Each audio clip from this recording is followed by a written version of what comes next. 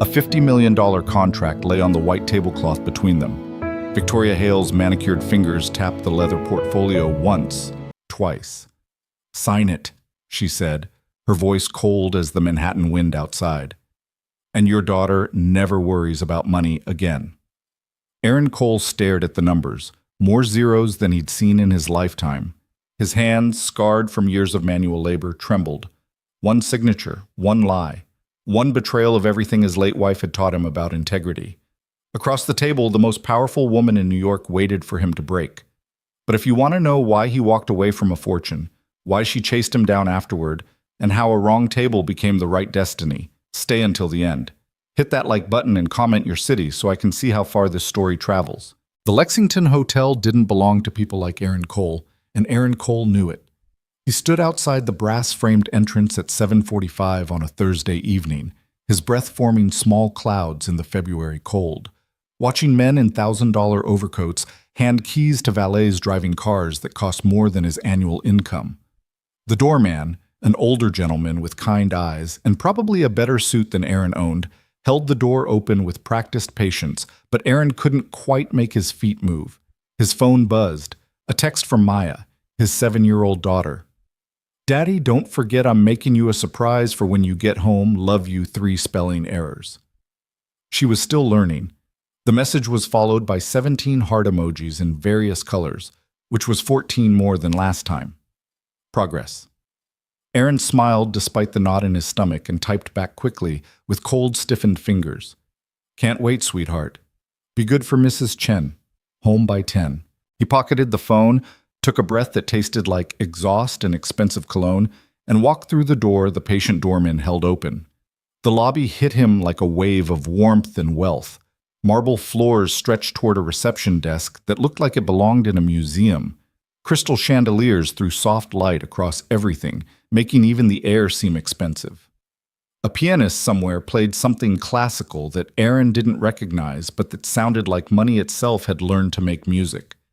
He was painfully aware of his navy jacket, the nice one he'd bought at a thrift store 3 years ago for his brother's wedding, and the way his work boots, cleaned as thoroughly as he could manage, still looked like work boots. The other men here wore shoes that probably cost what Aaron made in a month, maybe 2.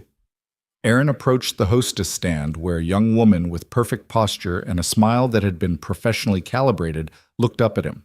"Good evening, sir. Do you have a reservation?" Yes, 7:45. Should be under." Aaron pulled out his phone, scrolling for the confirmation email his brother had forwarded him.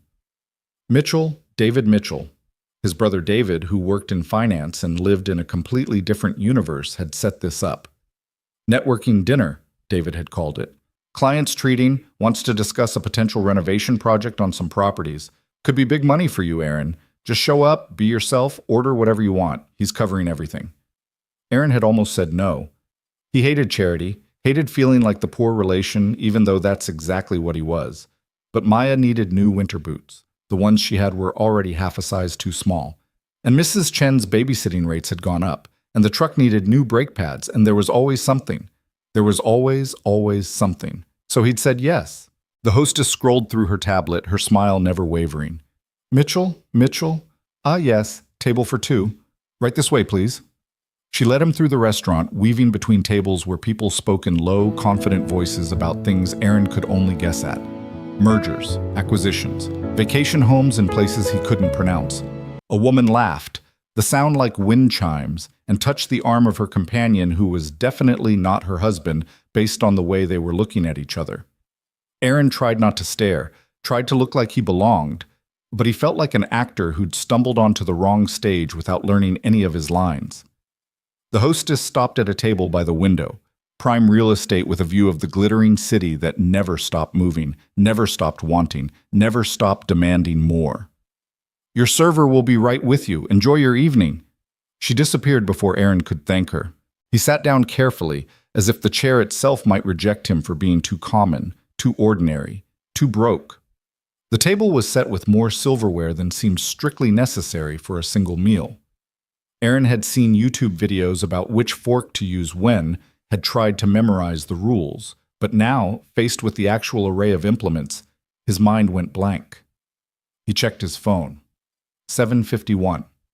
David's client was late, but that was fine. Rich people were always late. Time was something you made other people wait for when you had enough money. A waiter appeared, young, efficient, with the bearing of someone who'd served hundreds of people who were more important than Aaron would ever be.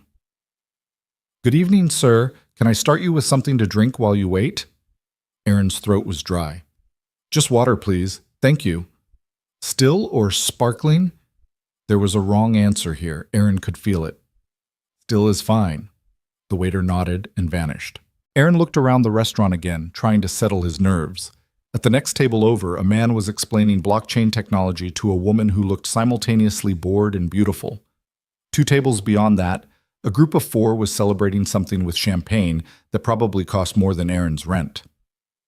His phone buzzed again. "David. Client running late. 20 minutes. Order appetizer if you want." On his tab. 20 minutes. Aaron could do 20 minutes. He'd survived worse. He'd survived Angela's death, survived the year after when he'd barely been able to get out of bed, when Maya had been the only reason he'd kept breathing. He'd survived the repo notice on his truck, survived the eviction scare, survived the look in his daughter's eyes when he'd had to tell her Christmas would be small that year. He could survive 20 minutes in a fancy restaurant. The waiter returned with water in a glass so clean it was almost invisible, poured from a bottle Aaron hadn't seen him carrying. Magic trick of the service industry. "Have you had a chance to look at the menu, or would you like a few more minutes?" "I'm waiting for someone." "Maybe just a few more minutes?" "Of course, sir." Aaron picked up the menu, heavy, leather-bound, the kind of menu that didn't list prices because if you had to ask, you couldn't afford it. He scanned the options anyway. Short rib, diver scallops, heritage pork. Everything was heritage or locally sourced or sustainably caught, which Aaron was pretty sure was code for expensive. He was reading about a duck preparation that involved 3 different cooking methods and a sauce whose ingredients he couldn't pronounce when she walked in. Aaron noticed her the way everyone in the restaurant noticed her, because she carried herself like she owned not just the room, but the entire concept of rooms. Tall, probably 5'10" in the heels that clicked against the marble with perfect rhythm. Dark hair pulled back in a way that was elegant without trying. A charcoal suit that was so precisely tailored, it looked like it had been designed around her specifically. She was maybe 35, maybe 40, the kind of woman who could be anywhere between 30 and 50 because she'd learned how to control even time itself. But it was her face that caught Aaron's attention. Beautiful in a way that was almost architectural, all clean lines and perfect proportions, but cold. So cold. She looked at the restaurant like she was calculating its value and finding it wanting. Her eyes, gray or maybe blue, hard to tell from this distance, swept across the room with the casual assessment of someone who was used to evaluating everything and everyone. The hostess appeared immediately, deferential in a way she hadn't been with Aaron. "Ms. Hale, good evening. Your table is ready." The woman nodded once, a gesture that contained no gratitude, only acknowledgement of a service being performed as expected. And then, for reasons Aaron would spend the rest of his life trying to understand, the hostess led her directly to his table. Aaron's mind raced. Wrong table. This was the wrong table. David had said 745, had said Mitchell, had said client. This woman was clearly not David's client, unless David had severely undersold the situation. He should say something. He should stand up, explain the confusion, apologize, move. But the woman, Miss Hale, the hostess, had called her, was already there, standing across from him, and for a long moment she just stared. Her eyes moved over him with the precision of a surgeon examining a patient, taking in his jacket, his face, his hands resting on the table with their calluses and scars visible in the soft light.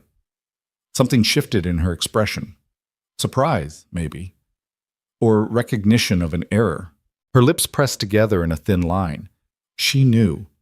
She absolutely knew he didn't belong at this table. And then, in a move that defied everything Aaron understood about social conventions, she sat down. "You're late," she said, her voice like cut glass, beautiful, sharp, dangerous. "I don't appreciate waiting." Aaron's mouth opened, closed, opened again. "I think there's been a mistake?" She set her purse down, understated, probably more expensive than Aaron's truck, and folded her hands on the table. Yes, I'm aware. The question is whether you're going to waste my time acknowledging it or whether we're going to proceed anyway. The waiter materialized beside them like he'd been summoned by her sheer presence. Ms. Hale, wonderful to see you again. Your usual? Please, and bring 2 glasses? Of course. He vanished. Aaron felt like he was drowning, like the restaurant had filled with water and he was the only one who'd noticed. I'm sorry, I think you're expecting someone else. I'm Aaron Cole. I'm waiting for a David Mitchell, or actually his client, and are you? Victoria Hale leaned back in her chair, studying him with those cold eyes. Waiting for David Mitchell's client? Yes. How disappointing for you. She didn't sound disappointed. She sounded like she was conducting an experiment and Aaron was the lab rat. I'm waiting for someone too, someone I've never met, someone my assistant vetted and arranged. A blind date, if you can believe such archaic customs still exist. The waiter returned with a bottle of wine, red, old, probably worth more than Aaron's security deposit, and poured 2 glasses with ceremonial precision. I can move, Aaron said quickly. This is obviously a misunderstanding. I'll just... No. The word was absolute. Victoria picked up her wine glass, examined the color against the light from the window, and took a small sip. You'll stay. Why? Because I'm curious. She set the glass down. My date, whoever he is also late. He's also at the wrong table, I presume, wondering where I am. Let him wonder. Let him feel what it's like when someone doesn't perform exactly as expected. You, on the other hand, are here, you're real, and you're the first interesting thing that's happened to me in 6 months. Aaron had no idea what to say to that. This woman was clearly insane. Rich people insane, which was probably a different category than regular insane, but still. I'm not interesting, he managed. I'm a handyman. I fix sinks and drywall. I'm waiting for a potential client who might give me work. I can't... Your hands, Victoria interrupted, pointing with one perfectly manicured finger. Tell me about your hands. Aaron looked down at them automatically. They were workers' hands, broad, scarred, with permanent dirt under the nails that no amount of scrubbing ever quite eliminated. There was a healing cut on his right thumb from a sheet metal edge he hadn't seen coming. His knuckles were rough from years of chemical exposure, from drywall dust, from cold and heat and constant use. They're hands, he said. They work. No ring, Victoria observed, but there's a mark. You wore one recently, within the last year. Aaron's chest tightened. He'd taken off his wedding band 6 months ago, finally accepting that Angela wasn't coming back, that wearing it was holding on to a ghost. But the skin underneath was still pale, still marked, still a visible record of what he'd lost. I was married, he said quietly. My wife died 2 years ago. Something flickered across Victoria's face, so fast Aaron almost missed it. Not sympathy exactly, more like recognition of a data point filed away for later analysis. Children? A daughter, Maya. She's 7. And you're here instead of with her. It wasn't a question, but Aaron answered anyway. I'm here to try to get work. To pay for her life. That's what parents do. Victoria took another sip of wine, slower this time. Is it? I wouldn't know. My parents were excellent at many things. Parenting wasn't among them. The waiter appeared again. Are we ready to order, or shall I give you a few more minutes? Victoria didn't look at the menu. The Wellington. Rare. He'll have the same. Actually, I should probably... Aaron started. You should probably eat, Victoria cut him off. Unless you have somewhere better to be? Someone actually waiting for you? Aaron pulled out his phone. Still no message from David. The client was now officially 30 minutes late, which meant either traffic or the whole thing was falling apart. Either way, Aaron was sitting at a table with a strange woman who'd commandeered his evening and was now ordering him expensive food. He should leave. He should absolutely leave. The Wellington is fine, he heard himself say. Thank you. The waiter nodded and retreated. Victoria watched Aaron with those calculating eyes. So, Aaron Cole, widowed handyman with a 7-year-old daughter, wearing a 3-year-old jacket to a restaurant you clearly can't afford. Tell me something true. True. Something real, something you haven't packaged and polished for public consumption. Everyone lies in places like this. Everyone performs. You don't know how, which means you might actually tell the truth by accident. Aaron felt anger spark in his chest, the first real emotion besides confusion since this bizarre interaction started. I don't lie. I don't have the luxury. Lies require you to remember which version you told to which person. I've got enough to keep track of without adding that. Victoria's eyebrow rose a fraction. Interesting. Then answer truthfully. Why are you really here? I told you, potential work. No, why are you here? She gestured to the restaurant. Why accept a charity dinner from your brother? It is your brother, isn't it? The David Mitchell who set this up? Aaron's jaw tightened. How did you... Your last name. His first name, the way you said it. Basic deduction. Victoria leaned forward slightly. So why accept it? Why not tell him no? Tell him you can handle your own business. Maintain your pride. Because pride doesn't buy winter boots, Aaron said, and he was surprised by the bitterness in his own voice. My daughter needs new boots. She's growing. Kids grow. They need things. The heating in our apartment barely works, and the landlord won't fix it because he knows we can't afford to move. I work 6 days a week, sometimes 7, and there's still never enough. So when my brother, who lives in a world I'll never understand, who made different choices and got different results, offers me a chance to maybe, possibly get a bigger contract that could mean I don't have to worry quite so much for a few months, yeah, I swallow my pride. I put on my best jacket. I show up. He stopped, breathing hard, shocked at his own outburst. This woman was a stranger. He'd just dumped his entire life's frustration on a stranger. But Victoria didn't look shocked. She looked satisfied, like he'd just confirmed a hypothesis. There it is, she said quietly. Truth. Actual, ungarnished truth. Do you know how rare that is? People in my world would rather die than admit they need something. They'll dress up desire as strategy, frame desperation as ambition. But you just laid it out. Your daughter needs boots. You need money. Simple, direct, honest. Is that what rich people find entertaining? Aaron couldn't keep the edge from his voice. Poor people's problems? No. Victoria's expression hardened. Rich people find poor people invisible. They don't think about your problems at all, but I'm not rich. Aaron almost laughed. Your wine probably costs more than my rent. I'm wealthy, Victoria corrected. There's a difference. Rich is a number, wealthy is a fortress. And yes, I can afford this wine, this restaurant, this entire building if I wanted to buy it. But that doesn't mean I understand anything about honesty anymore.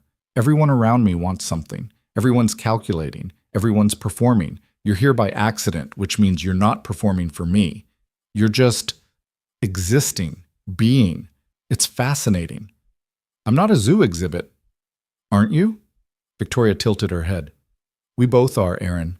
You at a table you don't belong at, in clothes that don't fit the environment, trying to figure out how to eat with the right fork. Me at the wrong table with the wrong person, pretending this is somehow research instead of the escape it actually is. We're both performing. The difference is, I'm better at it. The food arrived. 2 perfectly plated Wellingtons with sides Aaron didn't recognize, but that looked like edible art. The waiter set them down with ceremony, refilled their wine glasses, and disappeared. Aaron picked up what he hoped was the correct fork. Victoria watched him. Tell me about your daughter, she said. What's she like? Aaron paused, fork halfway to his mouth. Why do you care? I don't, but you do. And watching someone talk about something they actually care about is, Victoria searched for the word, educational. It was possibly the strangest reason anyone had ever asked about Maya, but Aaron found himself answering anyway. Maybe because this whole evening was already surreal. Maybe because this woman, for all her coldness, was actually listening. She's bright, he said. Almost too bright. She asks questions I can't answer. About why the sky is blue, sure, but also about why some people have houses and some people don't. Why her mom died when other kids' moms are fine. Why I work so much if I still can't buy her the things she wants. Aaron cut into the Wellington, which was probably the best thing he'd ever eaten. She's learning to read, and she's obsessed with stories about princesses. but not the helpless kind. She only likes the ones where the princess saves herself. Victoria's lips curved slightly, not quite a smile, but close. Smart girl. She is. Smarter than me. I doubt that. Why? Erin met her eyes. You don't know me. I know you showed up for a networking dinner you clearly hate because your daughter needs boots. I know you're uncomfortable, but you're here anyway. I know you took off your wedding ring, but the mark's still there, which means you loved your wife enough to wear it for at least 2 years after she died. Those aren't stupid choices. They're hard choices. Stupid people don't make hard choices. They make easy ones. Erin had no response to that. He ate in silence for a moment, trying to process this woman who seemed to see through him like he was made of glass. Your turn? He said finally. Tell me something true. Victoria looked genuinely surprised. About what? You, your life. Why you're really sitting here with a stranger instead of waiting for your actual blind date. I told you, curiosity. That's not true. Erin set down his fork. Or it's not the whole truth. You're here because you wanted an escape. You said it yourself. So what are you escaping from? For a long moment, Victoria just stared at him. The restaurant noise seemed to fade. The conversations, the piano, the clinking of silverware against expensive plates. It was just them, this impossible table, this wrong moment. Expectations, she said finally. I'm escaping expectations. Every single person in my life wants something specific from me. My board wants performance. My shareholders want growth. My family wants... She stopped, something bitter crossing her face. My family wants me to disappear. Politely. Profitably. But completely. Why? Because I'm a woman running a company that men think they should run. Because I'm better at it than they were, which is unforgivable. Because I won't marry the right kind of man, won't produce heirs, won't play the game the way they want it played. Victoria's voice was calm, but there was steel underneath. So they're trying to force me out, the board, my uncle, various corporate vultures circling. And the most effective way to do that is to make me seem unstable, unmarried, unattached, too emotional to lead. That's insane. That's corporate America. Victoria took a long drink of wine. So my assistant, in her infinite wisdom, decided I needed to start dating. Publicly, respectably, a nice man from a nice family with nice credentials who would make me look stable and settled and appropriately feminine. Hence the blind date I'm currently avoiding. Erin shook his head. You're letting people control your life. Victoria's eyes flashed. I'm sorry? You're here because people told you to date. You're considering it because people want you to. That's letting them control you. And what would you suggest? Victoria's voice was dangerous now. Should I simply refuse? Lose my company? Let them win? I don't know, Erin admitted. I don't know anything about corporate politics, but I know that the minute you start making choices based on what other people want, you stop being yourself. My wife used to say that. She was big on being true to yourself, even when it cost you. And look where that got her. The words hit like a slap. Erin felt his face flush hot, felt anger and grief surge up in his throat. But then Victoria's expression changed, just slightly. Something that might have been regret. I apologize, she said quietly. That was cruel and untrue. I don't know anything about your wife or what happened to her. Cancer, Erin said, his voice rough. Ovarian. By the time they found it, it was everywhere. She fought for 8 months. She was brave and strong and true to herself right up until the end, and it didn't matter. She still died. She still left me with a daughter to raise alone and no idea how to do it. But you are doing it. Badly. You're here trying to get work to buy her boots. That's not bad. That's... Victoria paused. That's what love looks like, isn't it? Unglamorous, exhausting, willing to sit in uncomfortable restaurants with strangers on the off chance it helps. Erin laughed despite himself. I guess so. They ate in silence for a while. The Wellington really was incredible. The beef perfectly cooked, the pastry flaky, the sauce rich without being heavy. Erin tried not to think about how much this single meal probably cost. Tried not to calculate it in hours of labor, in drywall sheets, in Maya's boots. Tell me about your work, Victoria said eventually. What do you actually do? Fix things. Whatever needs fixing. Drywall, plumbing, basic electrical, painting, whatever. I'm not licensed for the big stuff, but for most repairs, people don't care about licenses. They care about cheap and reliable. And you're both? I try to be. Aaron set down his fork. I was in construction before Maya was born. Framing, mostly. Good money, but the hours were brutal, and it was dangerous. When Angela got pregnant, she made me promise I'd find something more stable. Less chance of dying on the job and leaving her alone. So you became a handyman. So I became a handyman. Started small, just weekend jobs while I worked construction. Built up a client base. When Maya was born, I quit the construction job and went full-time on my own. It was good for a while. Not great money, but steady. Enough. Aaron's voice went quiet. Then Angela got sick and everything went to hell. Medical bills ate through our savings. I had to turn down jobs to take her to treatments. After she died, I was so messed up I could barely work for months. Lost most of my regular clients. Been rebuilding ever since. How much do you make? In a good month? Aaron bristled. That's pretty personal. This entire conversation is personal. Victoria's eyes didn't waver. How much? 3, maybe 4,000. On a really good month. And bad months? 1,500, 2,000 if I'm lucky. Victoria was quiet for a long moment, doing math Aaron didn't want to think about. That's not survivable. Not in this city. Not with a child. I know. Aaron's voice was flat. Every month I figure out how to make it work. I juggle, I borrow, I pay late. I eat ramen so Maya can have real dinners. I fix things for landlords in exchange for rent reductions. I survive. That's what you do. No, Victoria said. That's what you do. Most people would have given up, would have moved somewhere cheaper, would have asked for help. I do ask for help. That's why I'm here. But no, you're here because your brother arranged it. You didn't ask. You accepted. There's a difference. Aaron was about to respond when his phone buzzed on the table. A text from David. Client canceled. Sorry, bro. Emergency came up. Rain check? Aaron stared at the message. Of course. Of course the client canceled. Because that's how things went. You hoped for something better, and instead you got the same old disappointment wrapped in a text message. Bad news? Victoria asked. My potential client canceled. Aaron picked up his wine glass, the first sip he'd taken, and drank. It was good. Too good. The kind of good that made you angry because you'd never have it again.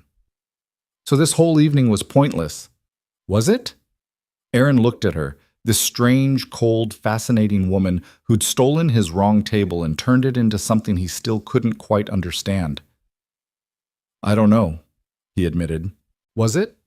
Victoria reached into her purse and pulled out a business card. Heavy stock, elegant font, the kind of card that cost more to print than Aaron's entire stack of photocopied flyers. She slid it across the table. Victoria Hale, CEO, Hale Industries. Aaron recognized the name. Hale Industries was everywhere. Real estate, tech investments, venture capital, billboards, news articles. One of those companies that was so big it became part of the infrastructure, invisible through sheer ubiquity. You're kidding, he said. I don't kid about business. Victoria finished her wine. I own 43 properties in Manhattan. Residential, commercial, mixed use. They all need maintenance. They all need repairs. They all need someone cheap and reliable, which is apparently what you are. Aaron's heart started beating faster. Are you offering me work? I'm offering you a contract. Exclusive maintenance services for all Hale Industries properties in Manhattan. Guaranteed monthly retainer of $8,000, plus additional fees for major projects. You'll need to hire a crew, get properly licensed for electrical and plumbing, establish yourself as a legitimate business. But the contract is yours if you want it. $8,000, guaranteed, every month. Aaron couldn't breathe. Why? He managed. Because you fix things. Because you're honest. Because in the last hour, you haven't asked me for anything, haven't tried to impress me, haven't performed. You've just existed. That's so rare in my world, it's practically extinct. Victoria stood up, gathering her purse. The contract will be drawn up by Monday. My assistant will contact you with details. If you're interested, sign it. If not, forget this conversation happened. She turned to leave, then paused. One more thing, Aaron Cole. Your daughter? The one who likes princesses who save themselves? Yes? Make sure you teach her that being saved is different than being bought. Some offers come with prices that aren't in the contract. Victoria's eyes held his. Remember that, when Monday comes. She walked away, heels clicking against marble, leaving Aaron alone at the wrong table with an empty wine bottle and a business card that felt like it weighed 1,000 pounds. The waiter appeared with the check. Ms. Hale has taken care of everything, sir. Have a wonderful evening. Aaron sat there for a long time after, staring at the card, trying to understand what had just happened. $8,000 a month. Life-changing money. From a woman who'd sat at the wrong table and seen something in him worth investing in. Outside, the city glittered and churned, indifferent to miracles. Aaron put the business card in his pocket, next to his phone with Maya's message still glowing on the screen. Daddy, don't forget I'm making you a surprise for when you get home. Love you? He stood up, tipped the waiter $20, probably too much, but the man had been kind, and walked out into the February cold. His phone rang as he reached the subway. Unknown number. Hello? Mr. Cole? A woman's voice, professional, crisp. This is Jennifer Park, Ms. Hale's executive assistant. I'm calling to schedule a meeting for Monday at 9 a.m. to discuss the contract Ms. Hale mentioned. Will that work for your schedule?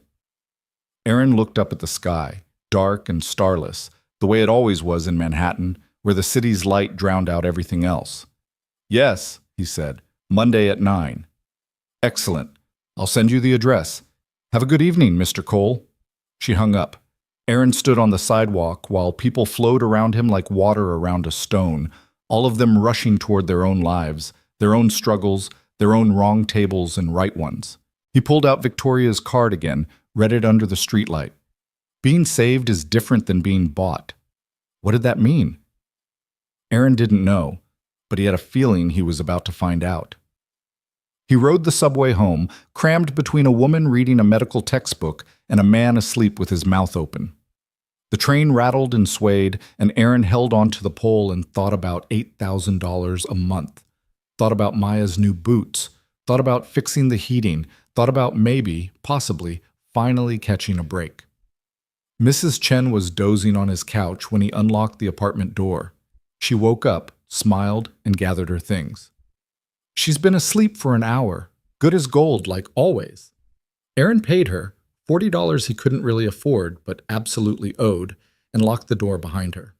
The apartment was quiet except for the radiator's occasional clank. Aaron walked softly to Maya's room and pushed open the door. She was asleep, one arm thrown over her head, hair spread across the pillow like dark silk. On the nightstand next to her bed was a drawing, crayon on construction paper. Aaron picked it up carefully. It showed two stick figures, one tall and one small, holding hands. Above them, Maya had written in her careful 7-year-old printing, "Me and Daddy, best friends." Aaron felt his eyes burn. He set the drawing down, kissed Maya's forehead gently, so gently she didn't stir, and walked back to the living room. He pulled out Victoria's card one more time. Monday at 9 a.m., his life might change. But tonight, right now, in this small apartment with his sleeping daughter and her misspelled drawing, Aaron had everything that actually mattered. He just hoped he'd remember that when the contract was in front of him. Outside, the city kept moving, kept wanting, kept demanding more. And somewhere in a penthouse Aaron couldn't imagine, Victoria Hale stood at a window and wondered why she'd just offered a fortune to a man with calloused hands and honest eyes. The wrong table. Maybe it had been exactly right after all. Monday morning arrived with the kind of cold that made your lungs hurt. Aaron stood outside the Hale Industries building at 8:55, staring up at 47 floors of steel and glass that seemed to pierce the gray sky like an accusation. He'd worn his only suit, the same one from his brother's wedding, brushed and pressed until it looked almost respectable. His shoes were polished, his hair was combed. He'd even trimmed his nails, scrubbing away the perpetual grime that lived under them until his fingers were raw. Maya had watched him get ready that morning, sitting on the bathroom counter in her pajamas. "You look fancy, Daddy." "Important meeting, sweetheart." Are you nervous? Aaron had paused, razor halfway to his face. A little bit. Mrs. Chen says being nervous means you care about something. Maya swung her legs, heels thumping against the cabinet. What do you care about? You, Aaron had said simply. Always you. Now standing in front of Victoria Hale's building, Aaron touched the pocket where he'd put Maya's drawing, the one of them holding hands. He'd brought it like a talisman, a reminder of what actually mattered. The lobby was even more intimidating than the Lexington Hotel. All marble and chrome, with a security desk manned by 2 guards who looked like they could bench press small cars. Aaron approached, trying to project confidence he didn't feel. Aaron Cole, I have a 9 a.m. meeting with Jennifer Park. The guard checked his computer. ID, please. Aaron handed over his driver's license. The photo was 3 years old, from before Angela died, when his face had been fuller and his eyes less tired. The guard scanned it, handed it back, and passed Aaron a visitor badge. 42nd floor. Elevators are to your right. The elevator was glass-walled, offering a view of the city as it climbed. Aaron watched Manhattan shrink below him, watched the streets become grids, watched people become dots. This was Victoria's world, elevated, removed, looking down on everything from a place so high the ground rules didn't seem to apply. The doors opened on the 42nd floor into a reception area that was all clean lines and expensive art. A woman sat behind a curved desk that probably cost more than Aaron's truck, young, professional, with the kind of polish that came from working in places like this. Mr. Cole? Yes. Miss Park is expecting you. This way, please. She led him through a maze of glass-walled offices where people worked at computers, talked on phones, gestured at whiteboards covered in numbers and graphs Aaron couldn't decipher. Everyone looked purposeful, important, like they were building something that mattered while Aaron was still just trying to keep the roof from leaking. They stopped at an office door. The receptionist knocked once, opened it, and gestured Aaron inside. Jennifer Park looked exactly like she'd sounded on the phone, mid-30s, impeccably dressed, with eyes that cataloged everything in seconds. She stood from behind her desk and extended a hand. Mr. Cole? Thank you for coming. Her handshake was firm, professional, and over quickly. She gestured to a chair across from her desk. Aaron sat, trying not to feel like he was being interviewed for a job he hadn't applied for. Ms. Hale spoke very highly of you, Jennifer said, settling back into her own chair. She doesn't usually make hiring decisions on the spot, so you clearly made an impression. I'm not sure I understand what I did, Aaron admitted. You existed authentically. In Ms. Hale's world, that's revolutionary. Jennifer pulled a folder from her desk drawer, thick, official-looking. This is the contract Ms. Hale mentioned. I'll walk you through the key points, but I'd encourage you to have a lawyer review it before signing. I don't have a lawyer. Then I'd encourage you to find one. This is a significant commitment on both sides. Jennifer opened the folder, revealing page after page of dense legal text. The basics. Hale Industries retains coal maintenance services, which you'll need to establish as an LLC for exclusive maintenance coverage of all Manhattan properties. Monthly retainer of $8,000, paid on the first of each month. Additional project fees negotiated separately, but governed by this contract's hourly rates. Term is 3 years with options to renew. Aaron's mouth went dry. 3 years. Guaranteed income for 3 years. What's the catch? He asked. Jennifer raised an eyebrow. Catch? Nobody offers this kind of money without expectations. What does exclusive mean? What kind of response time? What happens if I can't handle a job? Smart questions. Jennifer pulled out a second document. Exclusive means you don't take contracts with Hale Industries competitors. There's a list of restricted companies in Appendix C. Response time for emergencies is 4 hours. For routine work, 48 hours. If you can't handle a job, you're required to subcontract it out, but you remain responsible for quality and timeline. The contract includes provisions for hiring staff, up to 5 people in year 1, scalable after that based on workload. I've never managed people before. Then you'll learn. Ms. Hale believes in growth. Jennifer leaned forward slightly. Mr. Cole, I'm going to be frank. This contract is unusual. Ms. Hale doesn't typically involve herself in operational hiring. The fact that she's offering this to you directly suggests she sees something beyond your maintenance skills. I don't know what that is, and frankly, it's not my business. But I'd advise you to consider carefully what you're getting into. Is that a warning? It's advice. Ms. Hale is brilliant, demanding, and doesn't accept failure. If you sign this contract and underperform, you won't just lose the retainer, you'll lose your reputation. She has that kind of power in this city. Aaron thought about Maya's boots, about the heating in their apartment, about the stack of unpaid bills in his kitchen drawer, about 2 more years of scraping by versus 3 years of stability. Can I take this with me? Think about it? Of course. You have until Friday to decide. If you choose to proceed, bring the signed contract to this office. We'll process the paperwork and you'll receive your first retainer payment within 5 business days. Jennifer stood, signaling the meeting was over. Any other questions? Just one. Why did she do this? Jennifer's expression didn't change. You'll have to ask Miss Hale that yourself. Aaron left the office with the contract folder under his arm, feeling like he was carrying explosives. In the elevator descending through those 42 floors, he pulled out the first page and read the opening clause. This agreement entered into between Hale Industries LLC and Coal Maintenance Services LLC establishes terms of exclusive maintenance provision. The words swam together. Aaron wasn't stupid. He'd graduated high school, had taken some community college classes before dropping out to work construction. But legal language was designed to obscure as much as clarify. He needed help understanding this. He needed David. His brother's office was only 6 blocks away, in a building almost as tall as Victoria's, but somehow less imposing. David worked in wealth management, helping rich people become richer through financial instruments Aaron barely understood. They'd grown up in the same Queens apartment, shared the same bedroom until Aaron was 16, but somewhere along the way their paths had diverged completely. David had gone to college, Aaron had gone to work. David wore $1,000 suits, Aaron wore work boots. David had a corner office, Aaron had a toolbox. But they were still brothers. That had to count for something. Aaron called from the lobby. David answered on the second ring. Aaron, everything okay?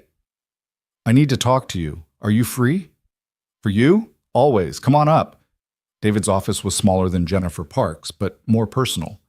Photos of his wife and 2 kids, framed degrees from schools Aaron couldn't have afforded, a window view that looked over the East River. David stood when Aaron entered, concern creasing his face. What happened? Did the client from Thursday ever... He canceled. But something else happened. Aaron set the folder on David's desk. I need you to look at this. David opened it, and Aaron watched his brother's eyes widen as he scanned the first page. Then the second. Then he flipped to the signature page, saw the retainer amount, and let out a low whistle. Jesus, Aaron, where did you get this? The wrong table. Long story. Aaron sank into a chair. Is it real? Is it legitimate? David was already reading in earnest, his financial training kicking in, eyes moving rapidly across the dense text. Aaron sat quietly, watching his brother work, feeling the familiar mix of pride and inadequacy he always felt around David. After what felt like an hour, but was probably only 10 minutes, David looked up. It's real. It's actually incredibly favorable to you. More so than I'd expect from a company like Hale Industries. The payment terms are front-loaded, meaning you get the retainer before performing work. The liability caps are reasonable. The termination clauses are standard. There's even a provision for your heirs if something happens to you. So I should sign it? David closed the folder carefully. I didn't say that. Why not? Because you need to ask yourself why Victoria Hale is offering this to you.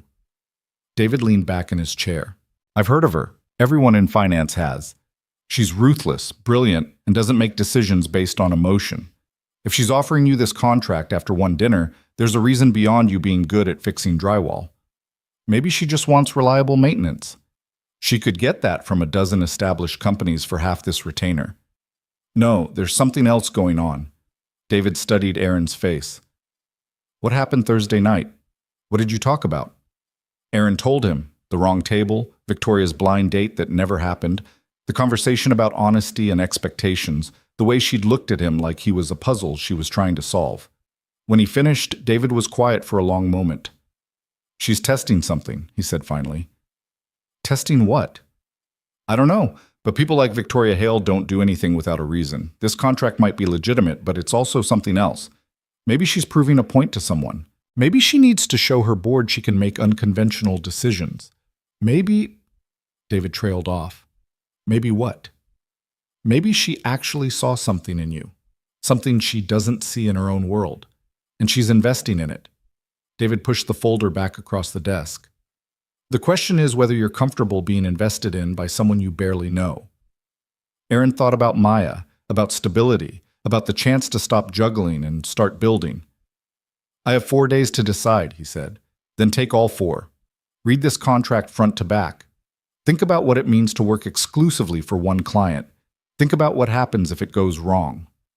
David's expression softened. And Aaron, if you do this, do it right. Don't half-ass it because you think she won't notice. She will. Aaron took the folder and left, David's words echoing in his head. The subway ride home was crowded with the Monday lunch rush. Aaron stood pressed against the door, contract folder clutched to his chest, while around him people scrolled through phones and avoided eye contact. He wondered how many of them were one bad month away from disaster. How many were choosing between their kids' boots and their own meals? How many would have already signed this contract without a second thought? Mrs. Chen was at the apartment with Maya when Aaron got home earlier than expected. His daughter looked up from her homework, math problems about sharing apples, which was ironic given that they rarely bought apples because they were expensive. "Daddy, you're home!" "Meeting ended early, sweetheart." Aaron kissed the top of her head. "How's school?" "Good. We learned about compound words today, like fire and fly make firefly." Maya showed him her worksheet covered in her careful printing. "Did you know butterflies used to be called flutterbys, but people said it wrong so many times it changed?" "I didn't know that. Language is weird." Aaron laughed, the first genuine laugh he'd felt all day. Mrs. Chen gathered her things. "I can stay later if you need to go back out," she offered. "No, I'm done for the day. Thank you, Mrs. Chen." After she left, Aaron made dinner, spaghetti with jarred sauce, garlic bread from the day-old bakery bin, and listened to Maya talk about her friend Sophie's upcoming birthday party at a roller skating rink. The party was on Saturday. Cost was $25 per kid, plus another $15 if you wanted to order pizza instead of bringing your own food. "Can I go, Daddy?" Aaron calculated quickly. $40. He had about $60 in his wallet, and rent was due in 3 days. "Of course you can go," he said, even though he had no idea how he'd make it work. Maya's face lit up like Christmas morning. "Really? Really?" After dinner, after homework, after bath time and story time and tucking Maya into bed, Aaron sat at the kitchen table with the contract spread out in front of him. He read it slowly, carefully, trying to understand every clause. Exclusive provision, 3-year term, $8,000 monthly. Liability caps. Performance standards. Termination clauses. It all looked legitimate. Fair, even. But David's words kept circling back. People like Victoria Hale don't do anything without a reason. Aaron pulled out his phone and did something he never did. He Googled Victoria Hale. The results were extensive. Articles about Hale Industries' growth. Profiles in business magazines. Photos of her at charity galas, always alone or with other business people. Never anyone who looked like a date.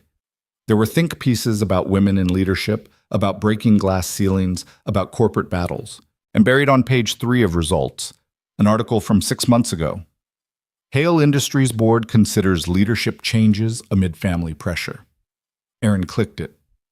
The article was vague, heavy on corporate speak, but the gist was clear. Victoria's family, specifically her uncle, who'd founded Hale Industries before Victoria took it over, was pushing for new leadership. There were concerns about image and stability and appropriate representation.